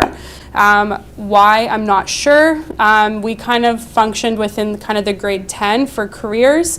The classroom is usually where they would have us in, but again, that uptake wasn't there, that priority wasn't there. We're not really sure why, whereas we found it, especially with Project Safe Relationships, with middle school, regardless of what the teacher teaches, they want us in the class. They really want us in the classroom, and so we've kind of adapted the program to be a little bit more middle school relevant. However, as I did this presentation today for middle schools, and when I was looking at it, it definitely, I think, could do a lot of really good work in the high schools, and it's something that I would really like to see happen in the high schools, because it's especially talking a lot about relational violence and intimate partner violence, and so I think that really can resonate in different ways with high school students, and that's what the program was created for, and so something that I definitely would like to see. And when I came on, we've reached out to the high schools that we kind of had some intake, and it just never went anywhere. And again, I think so much of the work that we do is relational built, so if schools know who we are and what we do, they're maybe more likely to have us in. In high school, there's always just, because we're not actively in the schools as much, it's been a little trickier. Well, thanks for the answer, and I would encourage us to utilize this service way more, especially in high schools. Thank you. Seeing no other hands, quickly. If I can make one more comment as well, Yep. too. Yeah, I just wanted to say that as well. Maybe we can put that on an agenda in the future where we can just talk about the high school piece internally. How would you like that to be on an agenda, sorry? In the future, so that we could talk about it as a board, why we're not having as much of this happening in the high schools. Okay, that's the clarity I was seeking. Thank you. Okay, thank you. Thank you. Okay, And I would thank you. just like to add one more thing. A lot of the ways that we are seeing a little bit more of the high schools actually through our youth squad officers. So it's, again, more of the youth that are in the high schools have committed, whether it's a vandalism, whether it's a traffic violation, something like that, then they'll get referred to restorative justice, which is, again, alternative for them. So that's kind of where I've seen more high school students interact with our programs, but in terms of actually being in the schools and in the classroom, that's something that hasn't historically ever really been there. It's kind of just been with middle schools. Yeah, and thank you for that, because I was going to mention that just because we're not in the school doesn't mean that the students are not in restorative justice. Yes, we are seeing them. Yeah. So thank you. And as others have mentioned, i.e. Trustee Rye, just around the history, or Trustee Neufeld, just around the history, I was around in those early days as well, not one of the founders, certainly not, but I know that it was something I definitely supported when I heard about it. So thank you for the presentation. I'm going to give a shout out to Darcy, because Darcy, as everybody here knows, Character Abbotsford is something that we are very much involved in, and Restorative Justice is one of the founding partners, and Darcy represents Restorative Justice for the Character Council in Abbotsford, which should say lots about character, because it's not, it's character is who you are when nobody's looking. I think, is one of the things that we say. So I just wanted to give that shout out so that folks remember that there are a lot of people invested in character, and the work that they're doing is part of that work. So thank you for joining us this evening. There's no little envelope for you, no photo op, but we do thank you for being here and recognize the very hard work that you're doing. It's good work. Thank you. Thank you so very much for your much. time. Yeah, thank you for having us. Thank you. I'm going to turn this back over to the superintendent. We have some presentations and whatnot, so thank you. Yeah, thank you, Chair Wilson. Acting Secretary Treasurer Nathan Ningen and I are going to tag team a little bit, and so we wanted to come back and give you an update on our strategic plan and preliminary budget. We know that you certainly have some familiarity because we've been having these conversations, but we thought a quick overview would be helpful for all of you. Why don't you kick us off, Nathan? Thank you, Superintendent Nozick, Board Chair Wilson. So happy to give, in concert with Superintendent Nozick, an update to the 25-26 budget and strategic plan. There's just a calendar of events throughout the year as we make our way into the end of the school year and bringing in June a budget to the board. A number of activities have taken place. This budget and strategic planning cycle, you can see in March through May, is an extremely busy time as we look at our strategic plan and school plan alignment, revising and updating our goals and objectives, along with staffing estimates, and working on an operating budget estimate. Part of that is consultation, a fulsome consultation process, and with that, I will turn it over to Superintendent Nozick. Thank you. We wanted to give you an overview of the feedback that we had as a result of our engagement portal. And so if you click one slide, you will see, first of all, that we have considered various components with respect to the report, and we're going to walk you through those. If you go to the next one. Pleased to report a high level of participation. You can see quite an increase from last year with 594 participants choosing to engage. I'm going to give you a bit of a breakdown of what the participation looks like. And so you can see an interesting dynamic, that large part on the right, sort of a yellow-orange, the parent guardian, about 46.1. The next largest one in blue on the left, about 33% employees. And then the third one, third largest one, the lighter blue, are those who are both parents and employees, constituting about 15.4%. And then you can see a much thinner piece of the slide for a broader community who've chosen to participate. So when we asked about student success and do you feel the budget adequately supports the board's primary goal, you can see 49% say yes, with 41 no, and then an other in the 9.4% range. And if we lean into some of the themes that emerged from the feedback, we noted there was a call for greater transparency in budget communication. And so, we've done 2 public information meetings now and want to make sure that we're able to report back on our engagement portal feedback. A desire for more direct investment in student-centered resources, commitment to supporting and retaining quality staff, strengthening leadership and engagement and accountability, and recognition for the evolving student needs and a push for responsive supports. When we asked about surplus and reserve balances, do you support the board's position? We see fully support and somewhat support coming in over 70%, with 10% being neutral and then 15.6-ish% not supporting. If we look at reserves for future expenditures like technology and computers, you can see over 80% we're supportive of the board's position in that area.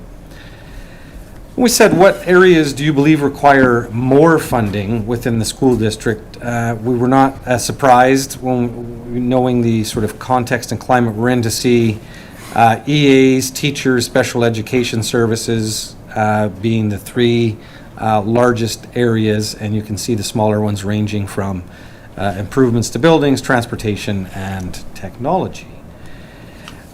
We asked specifically about substitute employee costs, knowing that it's a major budget pressure, and if there were some ideas or suggestions. And so we've collated those, and so collaboration with ministry and universities, which is something we are doing. Looking at innovative staffing models, also doing that. Enhancing in-classroom support, strengthening recruitment and incentives, prioritizing staff wellness and retention. So all of those are pieces that are that we are working on. Question 7 asked, what ways do you think the school district can improve financial transparency? And so here were the key themes. Keep building on what's working. Use visuals, clear language, and summaries. Two-way dialogues, not just presentations. Empower school-level decision-making. And how do voices matter? Act on some of the feedback. Sustainable and green initiatives, how important are these as considerations and part of the budget? And so if you combine the somewhat important and important, you can see we end up somewhere in the, pushing close to 60%, and 20% saying not important, and another 20% saying, yeah, very, very important. Strategic priorities. Do you support the board's strategic priorities? And so you can see a large section of green with close to 69% saying yes, 10% saying no, and then this other category. And if you scroll down, there is an opportunity to make some comments about strategic priorities. And so both those noting, if you scroll down one more, that noted strong support for literacy and early learning, and a call for meaningful employee engagement, but a desire for still more work with respect to inclusion and equity and support of such. A recognition of the value of extracurriculars was noted, and the support of such, and the advocacy for transparent communication and community engagement. And so important that you have a sense of what we heard and share that back with you. Back over to you, Dr. Ning. Great. Thank you, Superintendent Nozick. So as we've spoke to in the past, the formulation of the budget is built on these guiding principles. I won't go over them in detail as we've spoken to it in the past. And just from a provincial landscape, when we look at the 25-26 budget highlights, I'll just note a total operating budget provincially of just under $9 billion. And you can see there's some of the highlighted changes for the 25-26 year, and a couple of other provincial highlights as well. And really it's the alignment of the budget to your strategic plan in those 4 pillar areas. And when we look at the 25-26 preliminary budget and strategic plan, you as a board have identified 5 priority areas: literacy, parent and community engagement, student participation in extracurricular, early learning, and employee engagement. And through that, a number of objectives that are being worked on by staff to bring to life your strategic plan. So when we look at the 24-25 amended operating budget this current year, you can see that a net revenue of, net expense of 1.26 million with a transfer of capital of 0.42 million. So budgeted for a current year deficit of 1.68 million. So when we talk about an accumulated surplus and what is in our operating reserves unrestricted, by your own policy, we are still in that healthy financial position of 1 to 3% of the operating expenses of 2.4 to 7.3 million. So again, when we look at the 23-24 numbers, and again, that healthy range of the unrestricted operating surplus of 5.6, again, just noting what is internally restricted as a part of that total, 8.7 million, that we are in good financial health.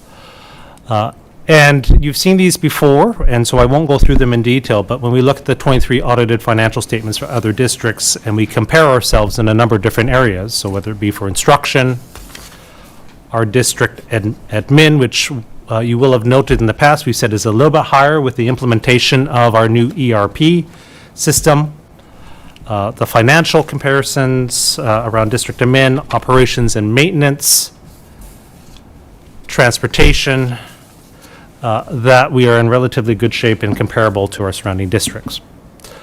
One of the things I'll draw your attention again to when we look across the different areas and costs provincially, you'll note under substitutes, and Superintendent Nozick mentioned this in some of the consultation feedback, that provincially we are seeing a much higher cost for substitute replacement, and that is certainly something that is evident in our district as we've been working on this year's budget.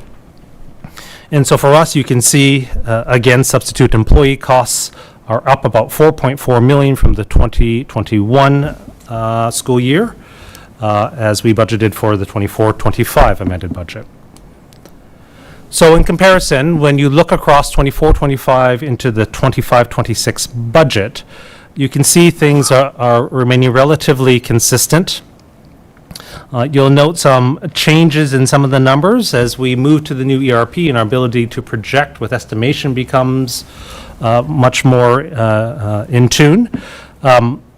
You'll see that there are some additional reductions. I'll note for you in the tuition piece, we are projecting at this point in time a reduction in the enrollment of international students, and that reflects the reduction in tuition in the 25-26 budget. And further to that, as you go down, again, noting in the 25-26 preliminary budget, I spoke to some of the, on the expense side, replacement. We are planning for, in the 25-26 year, a $1.6 million deficit or net expense. The interfund transfer is to capital. We have a number of portables that we will need to move at the completion of some of our capital projects, and so that brings us into a structural deficit for the 25-26 year of about $2 million. So when we look at that and the health of our accumulated surplus, you'll see again in the 25-26 budget year with the interfund transfer and the noted structural deficit of 2.1 that we can account for that in our accumulated surplus, leaving us at year end of the 25-26 year budget with just under 5 million, which keeps us in a healthy financial position with respect to the accumulated surplus. So when we look at some of the assumptions of the 25-26 preliminary budget, we know that we're have an approximate 136 FTE increase in students as we've done some preliminary staffing. We'll have staffing adjustments related to enrollment increases only. And again, increases around class composition funded by CEF, and we're projecting the completion of the ERP project over the coming year. There are a number of pressures on the budget for 25-26. I mentioned the decrease in enrollment in the international with the current economic climate, the inflationary pressures, the incremental teacher costs, and again noted at 0.7 million. Some increases in employee benefits. Our WorkSafe premiums are on the increase. Again, projecting a continued increase in substitute employee costs, and then some related costs to recruitment challenges, transportation, and we are going to be engaged in a technology refresh upgrade. Risks to consider to the budget, as always, unplanned enrollment changes, fluctuations in the international enrollment, staffing shortages, and while things have improved on that front, we continue to look at some challenges in the staffing end. Again, I had mentioned the economic uncertainty and the inflation, unplanned expenditures that come up year to year. We've noted the importance to maintain a high standard for technology security risks, and we know that surrounding districts have been some breaches, and there's a risk and a cost to that, and potential for increasing employee absence costs. So with that, we've engaged. We had another one of our public consultations last week. We've been in consultation, and we've shared the results from our portal, in consultation with our Indigenous Education Council, and again, some other activities that have already taken place, and with our hopes to bring a finalized preliminary budget to you for consideration in June. So with that, questions? So now we're at the part where there's questions. We also have a spare. What's a spare? Do we know from the microphone? Number 11 is a spare. I'm good. Okay. All right. So Trustee Neufeld, you are good? You have no questions? No, I'm good. Thank you so much to staff for the hard work and our new intern FT. Thank you. Trustee Roach and then Trustee Peterson. Yeah, thank you, Nathan. You'd never know that you've only been a couple of weeks on the job, so. Thank you. Nice I'll work. just make a comment that the staff, again, have done an incredible amount of work. There's a lot of depth in that department, isn't there? Absolutely. Well, of course, they propped up our former FT for a year. I wonder if Ray's watching. Good one. Yeah, no, I was just sort of curious to know, we've struggled a little bit with capacity at some of the schools, and had some discussion about the international students and so on. And now that there's a drop in international students, of course it impacts the revenue, but I wonder if the silver lining is that perhaps we aren't fighting the capacity constraints quite so much. I wonder if you can comment on any of that. Yeah, the capacity, in terms of enrollment, fluctuates between now and September. Certainly there's a hit to revenue without those international students, and it's not insignificant. Could we accommodate? I think, yes. I mean, it depends on schools and scenarios and grades and so forth, but there's lots of conversation that happens with our international department, and as we monitor school enrollment from now until, kids arrive back in September to make sure that we have ample space for students who live in Abbotsford. Do we have a sense for whether this is just a blip, the international student thing, or whether in future years it'll come back to previous levels? I know that the international department has certainly felt there's less. I know Superintendent Nozick has been involved as well. I don't know if you have a comment. I'm happy to chime in. And so across the province and the country, just for market conditions, there's a dip, but there are already some signs that it may be bouncing back a little bit faster than we thought, and optimistically we may land better than we're forecasting even for next year. Okay, thank you.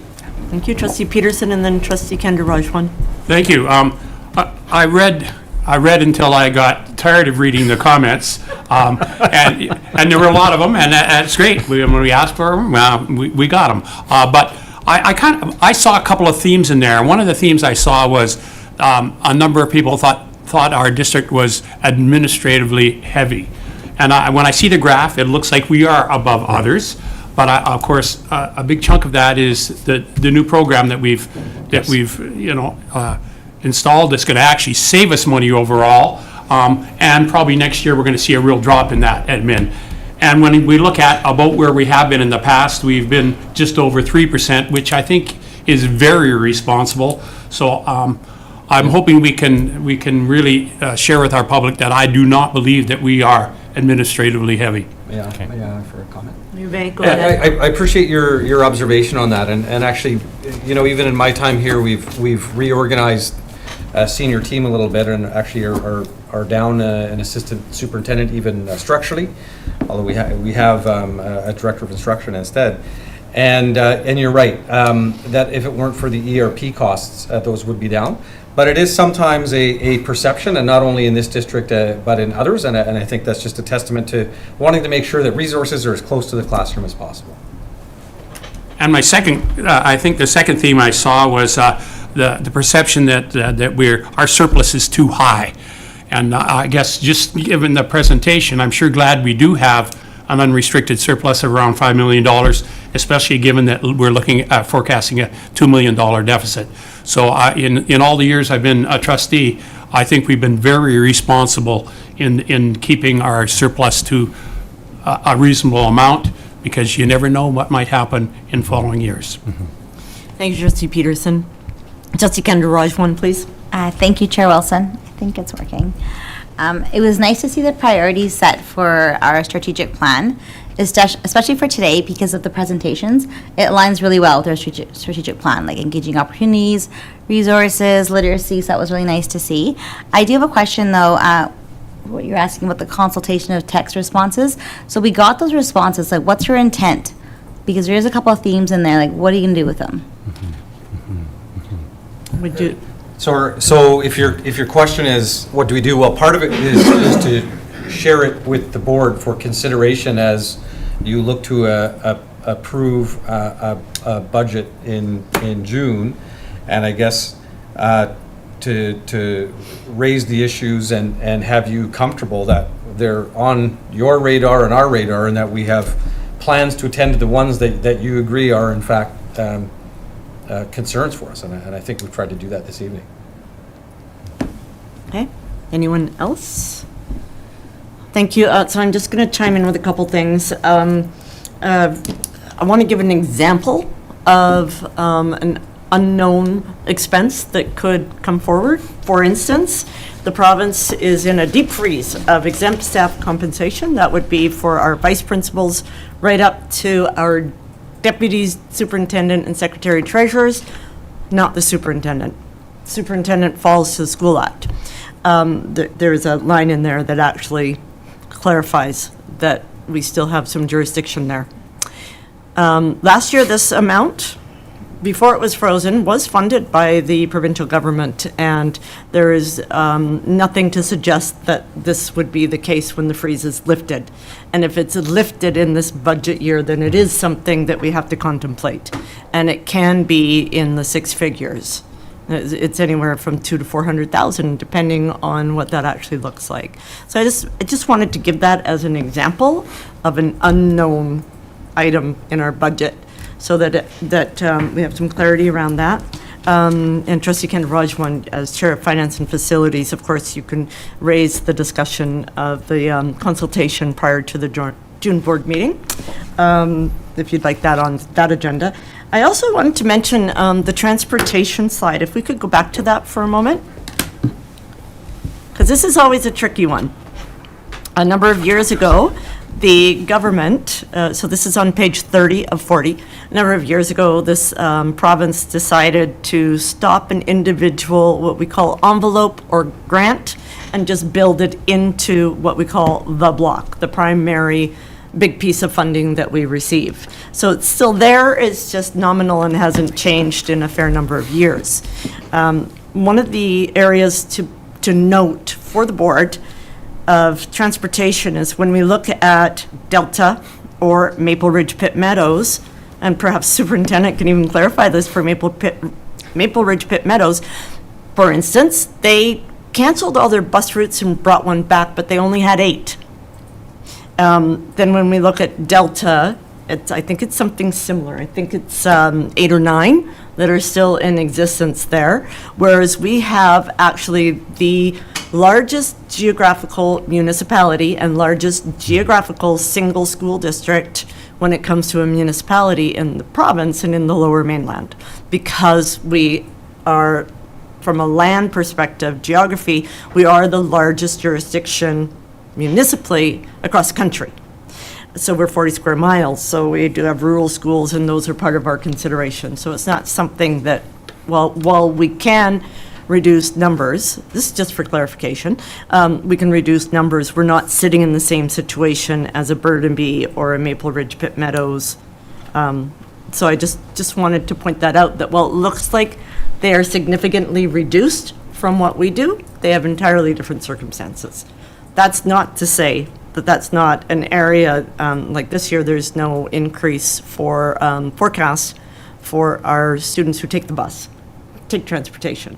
But it is something to be cognizant as we move forward for the next few years when it comes to our budget. When we look at that comparison, they are our neighbors, they're like-sized districts, but it doesn't necessarily compare apples to apples when it comes to transportation. So I just wanted to clarify that for the board's edification. I thank you very much for your presentation, and I have a sneaking suspicion that there's an assistant secretary treasurer out there somewhere listening. So before I finish that, Trustee Roach. Thank you, Chair Wilson. Yeah, just one more comment I wanted to make, and just a kudos to staff for having also the courage to take the public text information, and put it out there, because we know 9 out of 10 comments are probably going to be critical in some sort of nature, but we should have the confidence in the job that our staff and our team is doing to be able to put this out there and take it for what it is and maybe learn from it in a few areas and just constantly improve. So good job. Yeah, thank you. It's a practice that we've had for a number of years actually, and it's grown over the years, and I really want to give a shout out actually to our senior communications manager, Christy Ferguson, because putting it out there and getting more responses than we've ever had in the past to this. Thank you very much. So again, I know that there is an assistant ST out there listening in the virtual space. And just a big shout out on behalf of the board, because we know, and everybody else in our finance department, the work that you do is tremendous, and we know you do it on behalf of and for and with the lens of students. And we thank you so much for that. And also, Dr. Ning, if you could pass that on our behalf as well as Superintendent Nozak, we would appreciate that. Thank you. So now we move on to summer school update. I turn that back over to the superintendent. Yeah, very quickly, trustees, I thought you would like to know that we're looking at around 1,500 students so far enrolled in our two programs, with 800 of them being in the K-8, the Summer Explorers, which will be overseen by Melanie Trudeau, Robbie Sandhu, and Janet Bauer. And then about 700 of them in our secondary program that will be centered at Abbey Senior with Tom Van Hunenstein and Katie Cairns. And more particulars are available in your board package if you're interested. That's all. Thank you. Sorry, grabbing some tea for my throat. Trustee Neufeld, how are you doing?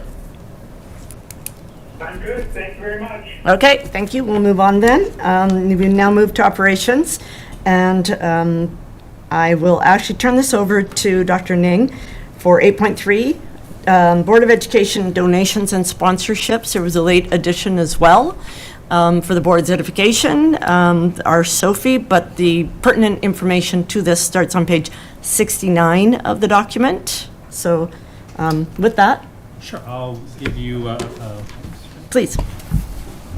So a request is made to have some information brought to the board regarding past donations.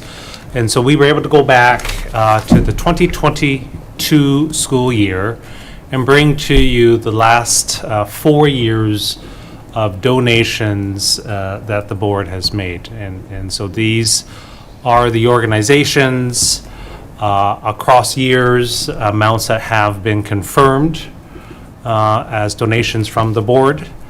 And as Chair Wilson had mentioned, an additional document as well from the Sophie report in request of contracts that the district holds, where, as an example, we might have an organization that comes in to provide a service, but we have a contract with them to provide that in our schools. So that's in the second piece of information as well. So again, you'll see the total amounts per organization and across years for your information. Thank you. And just for some further clarification, SOFI stands for Statement of Financial Information. we get used to using acronyms and sometimes forget that not everybody knows what that is. Additionally, for instance, like when you're looking at the SOFI, you'll see, for instance, ARJA, Abbotsford Restorative Justice, is actually in the list of vendors. We report everything over $25,000 in terms of contractual agreements. So you'll see that, for instance, it used to be that ARJA would ask us for a donation. However, we fund them contractually, so they're not included there. You'll see Archway and Fraser Valley Cultural Diversity, which is also part of Archway, are there in our sponsorships, but they're also, we have contractual agreements with them as well over the amount of $25,000. And of course, after this, and I will open it up to the floor, but after this, we also have a couple of requests for further funding, plus for sponsorships, as well as, it's not on this agenda, but will come forward probably in the fall. Skills Canada is looking for a confirmation of 3 years for the luncheon for Skills Canada at TradeX, which is actually our BC, sounds like it should be Canadian, but it's British Columbia, and well attended from across the province. And this year we have 2 students going to the nationals, and we were wishing them the very best of luck. I'm just throwing that in there because I see Skills Canada. I'm opening it up to the table. Any questions, comments, concerns, queries? Trustee Kandarajwan has. Skills Canada, is it still $2,500 that they're asking for? Yes, they're asking, but not tonight. It will come forward in the fall. It's sitting there that we did it this year, but in the past we have done it for a 3-year period. Oh, 2,500 or 2,000? Because 23 was 2,000. Yes. 24 was 2,500.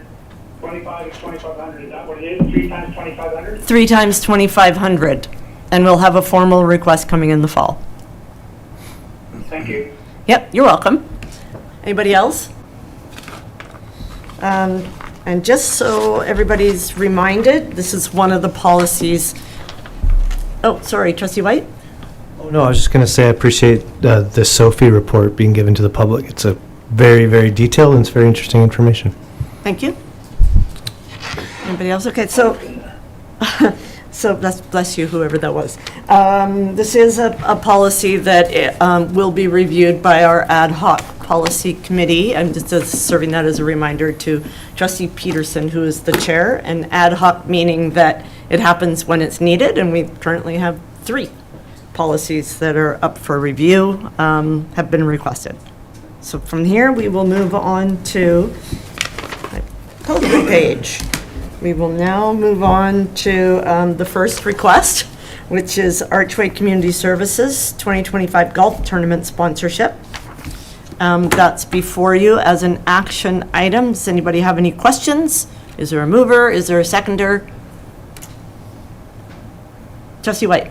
Yeah, I guess, more I think about, all these requests for I appreciate that these are charities and they're doing their fundraising. I think we are also a charity, right? I believe in the work we're doing, and I just philosophically want every dollar to go into the classroom, so I don't think I'll be supporting any of these requests or any requests in the future. It's not because I don't think these are worthy things, it's just because I think the money that we're given should be spent in the classroom, and there's lots of other places they can raise the money from, so that's my position. Thank you. Trustee Wright? Motion on the table, move to approve. Was there a seconder? Trustee Peterson is seconding, Trustee Rye is moving. So now it's open for any further questions. I agree with Trustee White that but most of these organizations, they do support students, our students. So, and in one way or the other, and probably, of course, this is for a golf tournament, but in a roundabout manner, it might come to us in another way. So, and it's, I'll be okay with it. Okay. Just want to ask the seconder, do you have anything? And then I'll come to you, Trustee Kandarajwan. I too agree with, my colleague here, we should be spending money on kids. I do believe this is a way that one of the ways that we do it, is to support these kind of organizations that do great work in our community and do great work with our kids. Thank you. Trustee Kendirajwan? Thank you, Chair Wilson. As the board is saying around the table, I appreciate what you're saying, Trustee White, but at the same time, when we're involved in community initiatives, it shows that we're having a collaboration, working together as a community, and supporting our students as a whole. Thank you. Thank you. Trustee Neufeld, do you? Yep, go ahead. Yeah, I guess I just want clarification. The amount of discretionary funds that the board has to use for special projects has, over the years, diminished. And so I was wondering, what is the number this year of discretionary funds that the board has to determine maybe board-focused initiatives that we want to have? What's that number again? Thank you, Trustee Neufeld. I'm going to address this before I ask the superintendent or our acting ST. This would come out of the board budget, and we discussed this in finance and facilities, and we are still within the budget of this current year to provide this. We have not gone over. I don't recall what the specific number is. Deputy Superintendent or acting ST Ning, whoever you are today. I would want to look up the number to make sure I'm giving you an accurate number. Okay. So I would take that back and bring it to the board. I think that's reasonable. Yes. Okay, all right, so. Can I have another question? Yep, go ahead.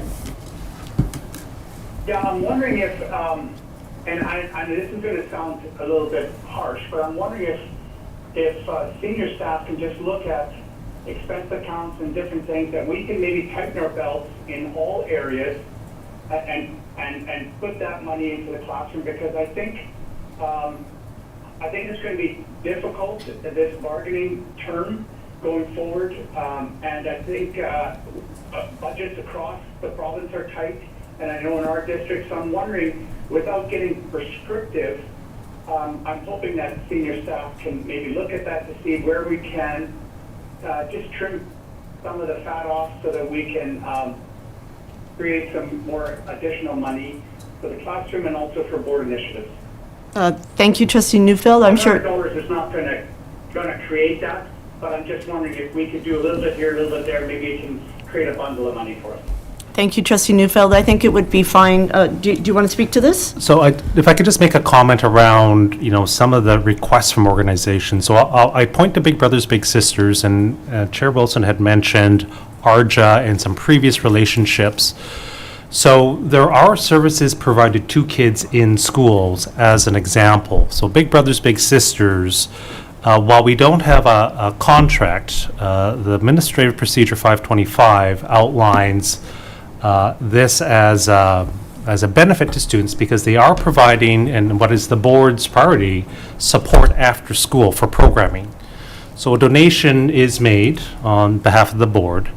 Big Brothers Big Sisters plans for and facilitates after-school groups in a number of our elementary schools. And so I wanted to make that distinction, that there are ways in which we work with our community organization. It's in line with the board's priorities in terms of extracurricular, and it's in line with the administrative procedure we have around identifying what is a service contract that benefits kids and what is a donation that has benefit to students. So I think it's just as a part of the consideration. Yeah, and it does play into our strategic plan.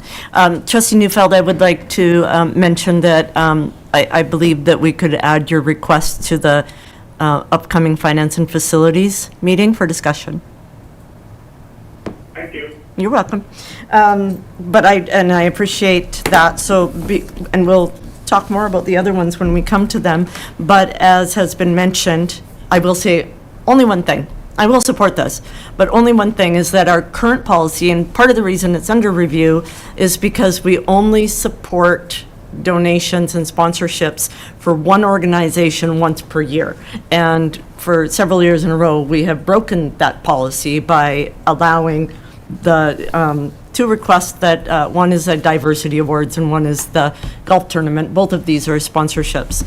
Having said that, I don't disagree that this is an organization that serves children, families, young children, seniors, and those people that actually come and volunteer into our buildings. And so I will be supporting the motion because I do know that this policy is up for review. So before you were the voting buttons, Trustee Roach. Yeah, I haven't spoken yet on this, and I think always each of these is unique, right? And in some cases, we might put our name out there, and then maybe there's a teacher in another district that sees Abbotsford in a fond way because we're supporting some community initiatives, or a group here in Abbotsford has more confidence in our school system or something like that. So I don't know. I think each of these things is unique, a little bit like Nathan said as well, right? If Big Brothers is coming in and giving support. So my votes will go just based on each individual request and whether I see it being something that benefits kids. And I hope that we would all sort of look at it the same way, from a broad lens and not just a narrow lens. Thanks. Thank you, Trustee Roach. I'm just waiting for yourself and Trustee Peterson to place your votes. Did I beat you? Yes, you did. Thank you. Carried with one opposed, which will be recorded. Trustee White. Thank you. We are going to move to the Big Brothers Big Sisters sponsorship. I wanted to add one more sentiment to what Dr. Ning has already said. The other thing that Big Brothers Big Sisters does not come and ask us for sponsorship for is something called in-school mentoring, or ISM. And we have many people called study buddies or in-school mentors who come into a school, whether it be elementary or middle and secondary, and some of those mentors are actually secondary students going down into the middle and the elementary. You don't hear about them, but this happens daily. And there are students in our district who only arrive at school on the one day that their mentor is there. And so if that's what it takes to bring a student to the building, then I think, and they're not even asking for money for that. As I was going to call you a trustee, I was going to demote you. As Dr. Ning has mentioned, they are just requesting support for their group programs, which are also quite valuable. Can't tell that I have an affinity for them or not, but Trustee Rai. I will move to approve with appreciation to them because they have been working in our district for such a long time. And 40 years. I don't know, for numbers of years. So I will second that. Thank you. So moved by Trustee Rai, seconded by Trustee Peterson. Comments, questions, queries? Trustee White? Yeah, I guess, look, this has nothing to do with these organizations, like Big Brothers, Big Sisters. Like, I appreciate the work they do in the district. I also appreciate that they have, a large pool to draw off of when it comes to donors. And that $5,000 is a, drop in the bucket of their $1 million budget. And it's a big drop in the bucket for us as well. However, I keep hearing stories of, maybe this isn't true, but I keep hearing stories of teachers who have to, buy supplies for themselves, for example. And I just think that $5,000 could go a long way. So at the end of the day, they're doing good work, we're doing good work, and maybe I'm a little jealous for the money. And I just think that at the end of the day, I'm proud of the work we're doing, and I want the work to go there. And I just think that it's hard to justify this when there's need. Like, if we were, if the need was fully met, then yes, let's give money to these organizations, but the need isn't met. We still have need here, so I just can't justify it. Thank you, Trustee White. Any other comments? Trustee Kandarajwan? Thank you, Chair Wilson. I think for me, when it comes to Big Brothers, Big Sisters, it's more than that. It's not just about supplies, like I see what you're saying, but for some of these kids, it's about mental health. It's about having a connection if they don't have a big sister or big brother. So I'm curious if there's any way to confirm how many students we do support with Big Brothers, and maybe show some numbers to show that, hey, we're not just helping 5 students, that $7,000, maybe helping 100 students, and that might change your perspective. I just think my position is being misunderstood and misconstrued here. So the suggestion that by us not donating to them, that somehow our students are going to suffer for that. I don't believe that. So I don't, that's not the connection here. If we don't make this donation to them, I don't see how their budget is significantly impacted, that their service will be impacted. So we're going to still get the benefit of Big Brothers and Big Sisters, but we have money that's meant for our classroom. So I just don't want it to be construed that I don't care about that, or that I don't see the value. And I absolutely see the value. It's a very important organization. The question is whether we should be using our money to support it, not whether or not they're doing good work in the classroom. So I just want to clarify that. You may go ahead. Thank you for the clarification. I think Dr. Ning put some stats up there for us on Big Brothers. And I totally see what you're saying coming from a mental health perspective. And I've seen friends when I was in school that went through Big Brothers. I'm a huge advocate. So I see what you're saying, but I see the bigger picture of what Big Brothers does to students. And if we can be a part of that, I'm in for that. Okay, thank you, Trustee Kendra Rajwan. Trustee Neufeld? I'm good, thank you very much. Okay, thank you. Anybody else? I only make one clarification, and is that their budget is not $1 million. It's $500,000, which I just was on their site. It's closer.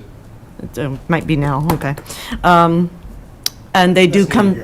They do come see us in the fall, I think. Anyways, they come annually so that they can provide a report to us as a community. Love you partner. guys. Keep up the good work. It's nothing to do with that. Okay. All right, the motion has carried. Trustee White is opposed, and it will be recorded. Okay, thank you. So our final sponsorship request is for Abbotsford Agri-Fair for the amount of $500 in support of the 2025 Agri-Fair. Abbotsford Agri-Fair, the majority of the attendees, 89%, are families from Abbotsford, and the rest are from neighboring communities, with a handful of folks who are not from the Fraser Valley. So they could be anywhere. They could be across Canada. They just happen to be visiting family, or we don't have a lot of tourists per se, but 89% is Abbotsford. So before you is this motion. Is there a mover or a seconder? Trustee Wright. Moved by Trustee Neufeld. I was going to say trustee telephone. Trustee Neufeld, seconded by Trustee Wright. Okay. As a mover, would you like to speak to it, Trustee Neufeld? Yeah, I think it's good that we take a look at the policy regarding this, and then we'll have a fulsome discussion of what we want to do moving forward. So, yeah, I support this until we do that. Thank you. Okay. Thank you. Trustee Wright, as seconder, would you like to speak to it? No, I would like to say, no, I was just, Trustee Neufeld beat me to it. I was going to. Okay. Thank you, Trustee motion, Wright. but no, this is it's $500. I think this is the first time they've asked for it. Yeah. And we do have, like you said, a lot of our families and students going over there, and I think there are some student presentations there as well. So it's a good cause, and the amount, and when we go to review our, in the near future, all our donations, we will talk about all of this again. So I have no issues approving this. Okay. Thank you, Trustee Roach. I struggle with this one a little bit, but I just wanted to say I'm glad to see that the number has come down significantly from the original number we were contemplating. So for $500, I'd probably vote yes, but I'm just glad to see it's come a little bit more in line. Thanks. Okay. Thank you. Trustee Kendra Rajwan. Thank you, Chair Wilson. I echo your thoughts, Trustee Roach, because that was my same concern of what the initial request was. You're right, it does support Abbotsford families, but they're not all school district families. So this is the one thing where I'm kind of like in the middle. Thank you. Thank you. Anybody else? Hearing none, the question has been put, and Trustee Kendra Rajwan, you are our last holdout.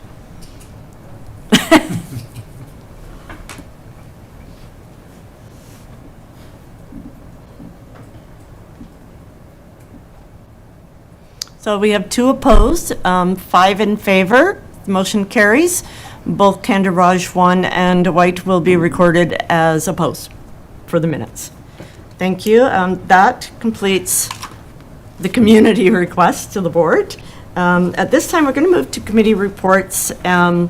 And I am actually going to ask the chair of each committee if they would like to report on anything. And the first one is Audit Committee, Trustee Peterson.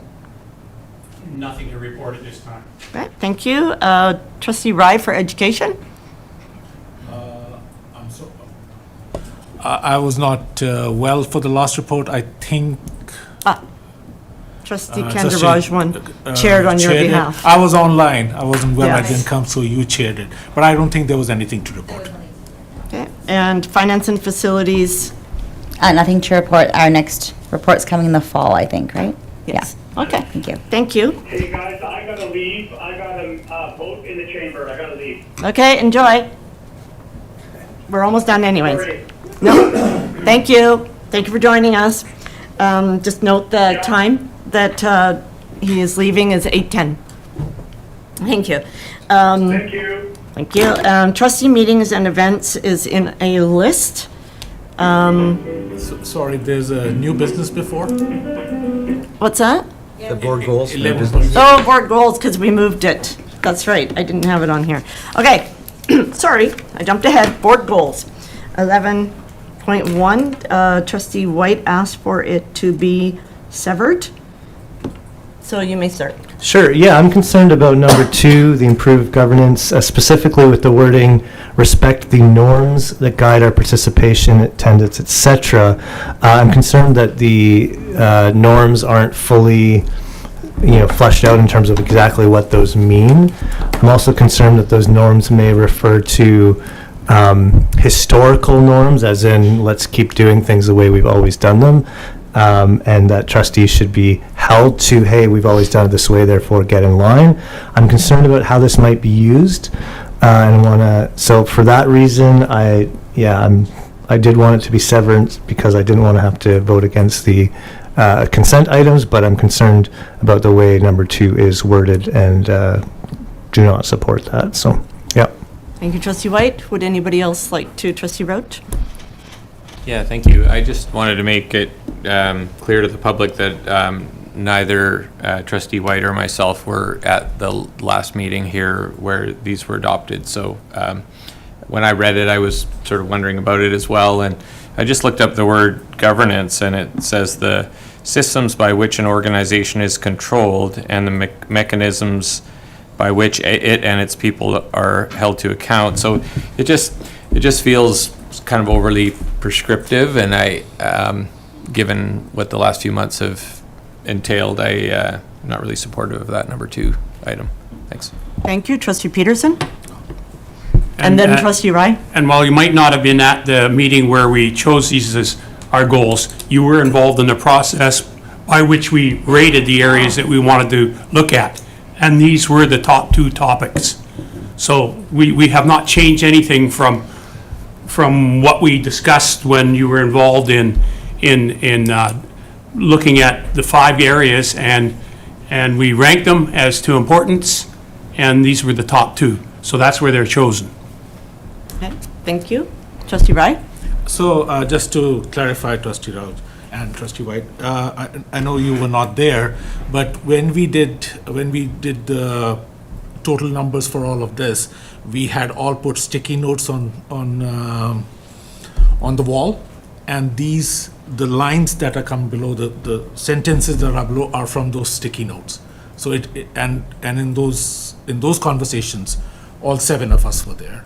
So it's nothing that came from the last meeting where you were not there. It was just presented to us. These were the top 2 goals, and these are the top 2 goals that we are, as a board, going to work on over the next year or the next few years. So nothing on this has been done yet. We still have to do it, and all of you will be part of that conversation on the days that we will choose to be, on the days it is. So nothing was changed or done without you being there. Okay, Trustee White?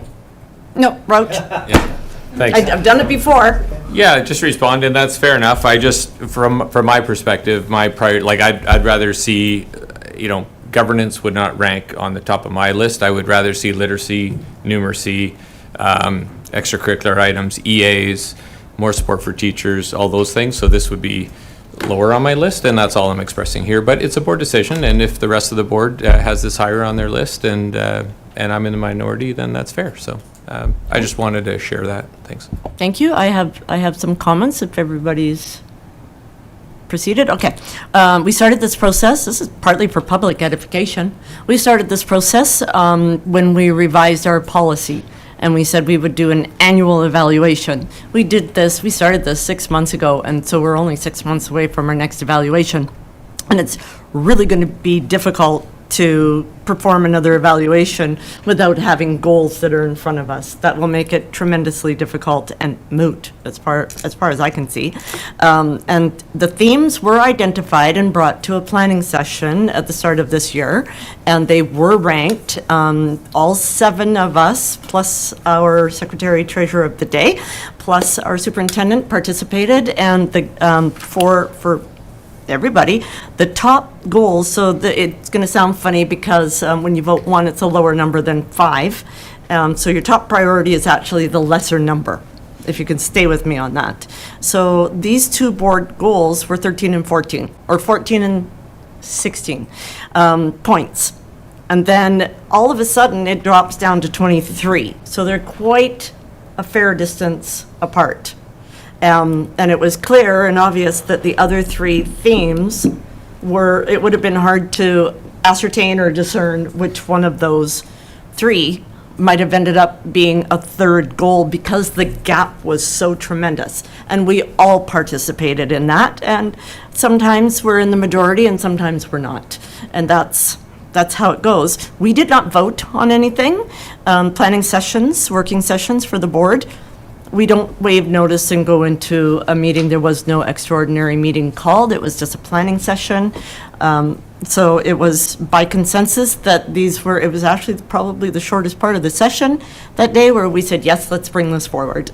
And so here they are, as they were going to be part of the consent item. There's no motion attached to them. It is a place for us to move forward with the goals that have been identified by the board. And as we go through, I also want to address norms. We are going to add some strategies to this. And the norms, for clarification, have been created by this board since we started in November 2022. They are ideas, they are notions, they're policy changes, they're agreements that have come out of whether it's a presentation, whether it's a working session. They have come forward. They just aren't in a document that has been fully discussed, and that we did not want to do without 7 of us present.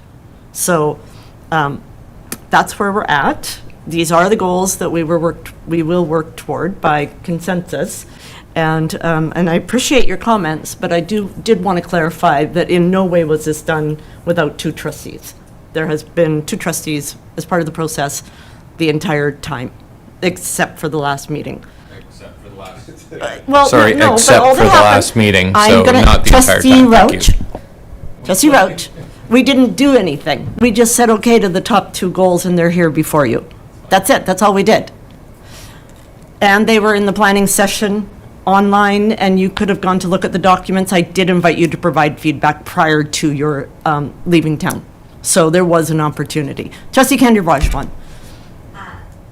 Thank you, Chair Wilson. I just wanted to comment, we have been doing this for at least about 6 months, and if I recall, Trustee White, you were the one that changed our mission statement to make it more simple and concise, and it was great because if anything, that helped us solidify where we wanted to go in the future. And it's been a great process, and when we did come to the board meeting, it confirmed that in December, we worked individually and as a group, and we all kind of agreed what is important, and those numbers showed it. That was a different process, but thank you for the shout out. Yeah. Appreciate it. Okay, thank you. Anybody else? Okay, so now we will move on from here. There is no motion. It's simply to announce, to make it public, that these are the goals that we will continue to pursue. And in 6 months, we're going to self-evaluate all over again. So it's nice to have a starting point.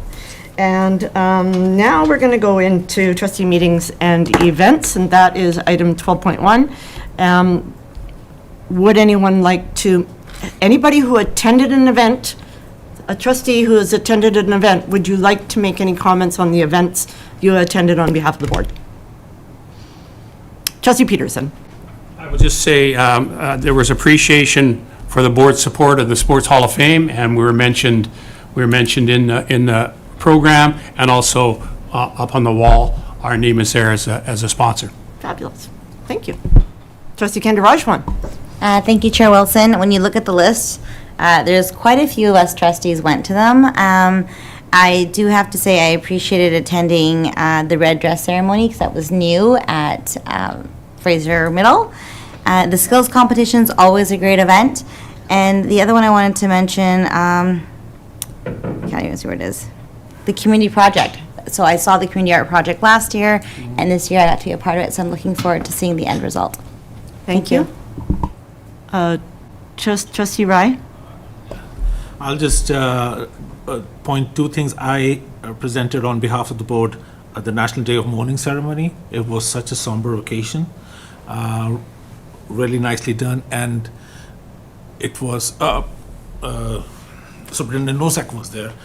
They did speak a lot about our not our work staff, but they did acknowledge school district workers, and we take their security and their health and their well-being really, really seriously.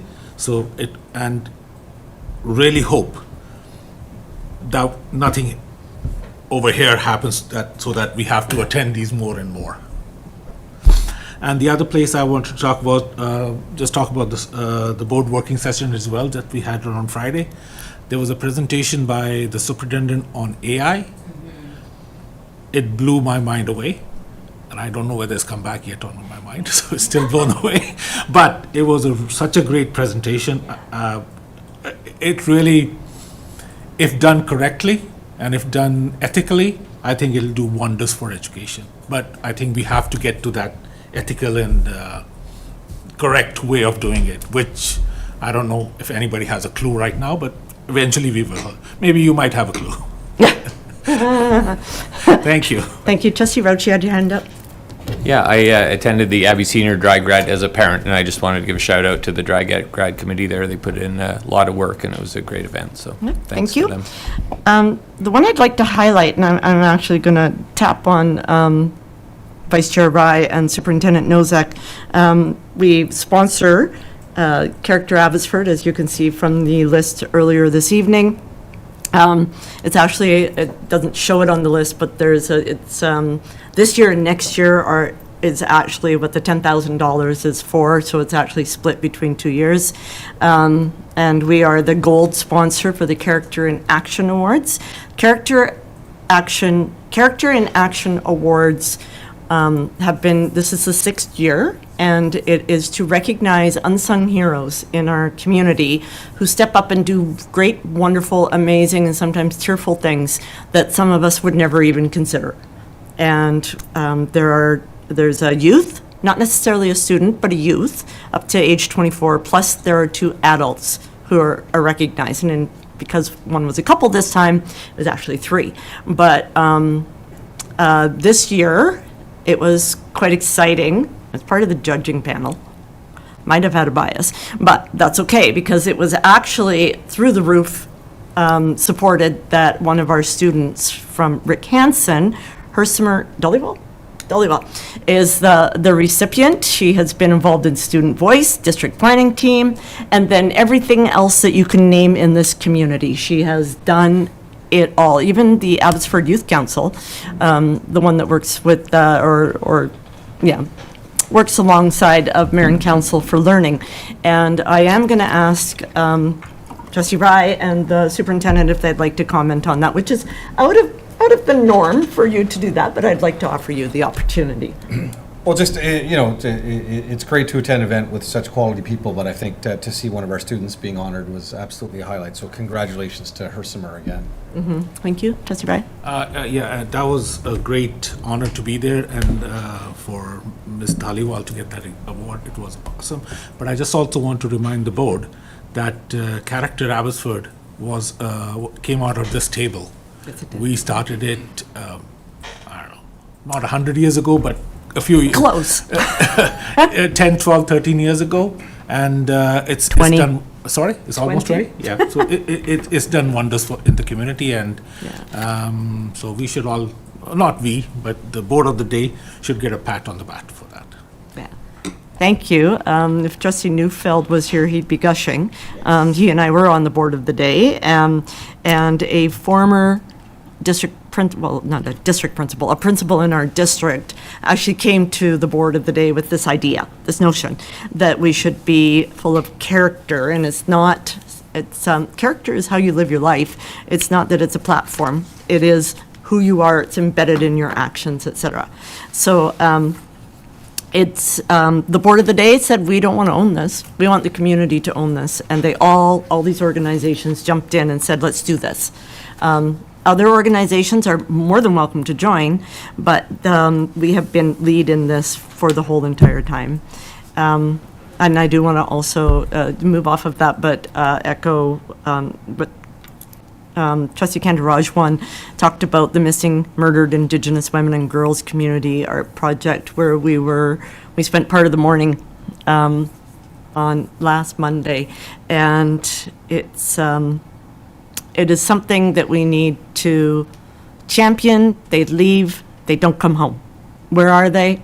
Sometimes they are found and no longer with us, and sometimes they are never found. And on behalf of the board, I committed to seeking awareness and justice and recognition that this still happens today.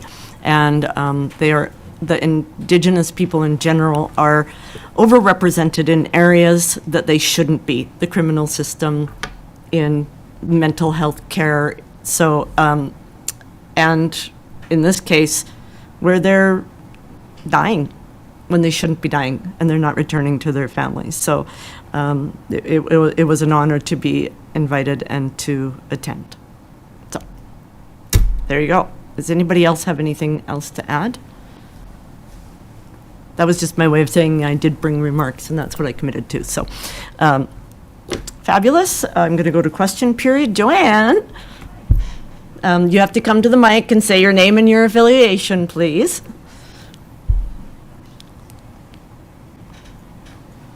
I'm so bossy. Hi, everyone. I'm Joanne Samuel. I'm the Vice President of the Abbotsford Teachers Union, and I come to these meetings to learn about all the good work you're doing, so thank you so much for doing all these good things. I guess my question is sort of the same as always. There was a slide, I forgot to write it down, but on one of the budget things about staffing or innovative staffing, I'm not sure what word you used. So what innovations or strategies or plans has the board or the district implemented for retention of teachers and or recruitment of teachers? Great question. I'm going to turn to the superintendent first, and then after, if Dr. Ning would like to chime in. Yeah, I appreciate the question, and as you know, we're in a context of labor challenges across sectors. So I will share a couple things that I suspect you're familiar with, but recognizing pretty early on that some of our schools were struggling with the lack of replacements. That was true for teachers. Teachers on call were not necessarily available, and so we launched an uncertified teacher on call program, set some high criteria, including university education and interest in working with young people.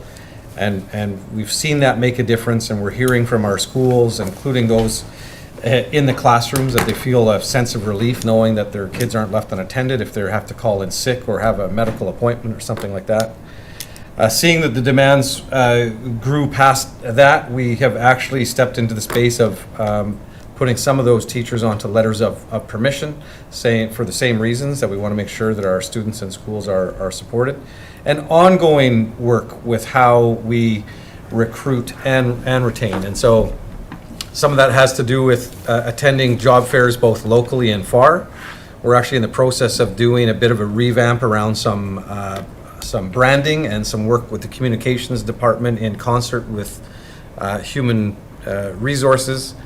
And then, of course, we recently put out through the human resources department a bit of a update around some of the things we've done around engagement, and have another pulse survey out, and that will be ongoing work for us. And maybe finally what I'll just offer is one is, really trying to humanize and personalize our interactions wherever we can. There's sometimes a sense that, we're a bureaucracy, and we are one, but, when we can have our senior leaders and folks getting out into schools, engaging, being visible, when it comes to onboarding, including taking folks out for a bite to eat and introducing them to, good, important people to know in the board office, for example, if you need to call and get some help around benefits, who that might be, or if you have health and safety questions, who that might be. Those are a few of the specific things I can share with you. Okay. Dr. Ning, do you have anything else to add? I would just add to Superintendent Nozick. Can you turn it on? There's Thank a you. number of different strategies that we use, and one of them is the post-secondary relationship. And so we've talked about that particular piece in our HR team, working with school principals. I was out in a school, meeting with a couple of schools today. One had 7 student teachers, another one had 5, and so that relationship with post-secondary is an incredibly important piece to get those interested into our schools. Recently, we've had an opportunity to work with UFE around their process for admitting student teachers into their program, and so that active involvement and collaboration just builds on that relationship. Additionally, we've been working with UBC and from a middle school perspective with Dr. Leighton Schnellert. He's brought classes out here to be hosted in our schools in the past. We're part of a special middle years cohort that targets and places students who are interested in Abbotsford here. And again, it's that relational piece that we're working really hard to those pre-service teachers to encourage them to have an experience in Abbotsford. And once they hear some of the strategies that Superintendent Nozick has mentioned, to retain them and to show them that this is the place that we want them and that they want to be at. Thank you. Is there anything further? You'd have to come back up. You'll take it offline? Anything online? Thank you. Anything online? Okay, all right. Could you let me know the question? It's quite long. Okay, can you,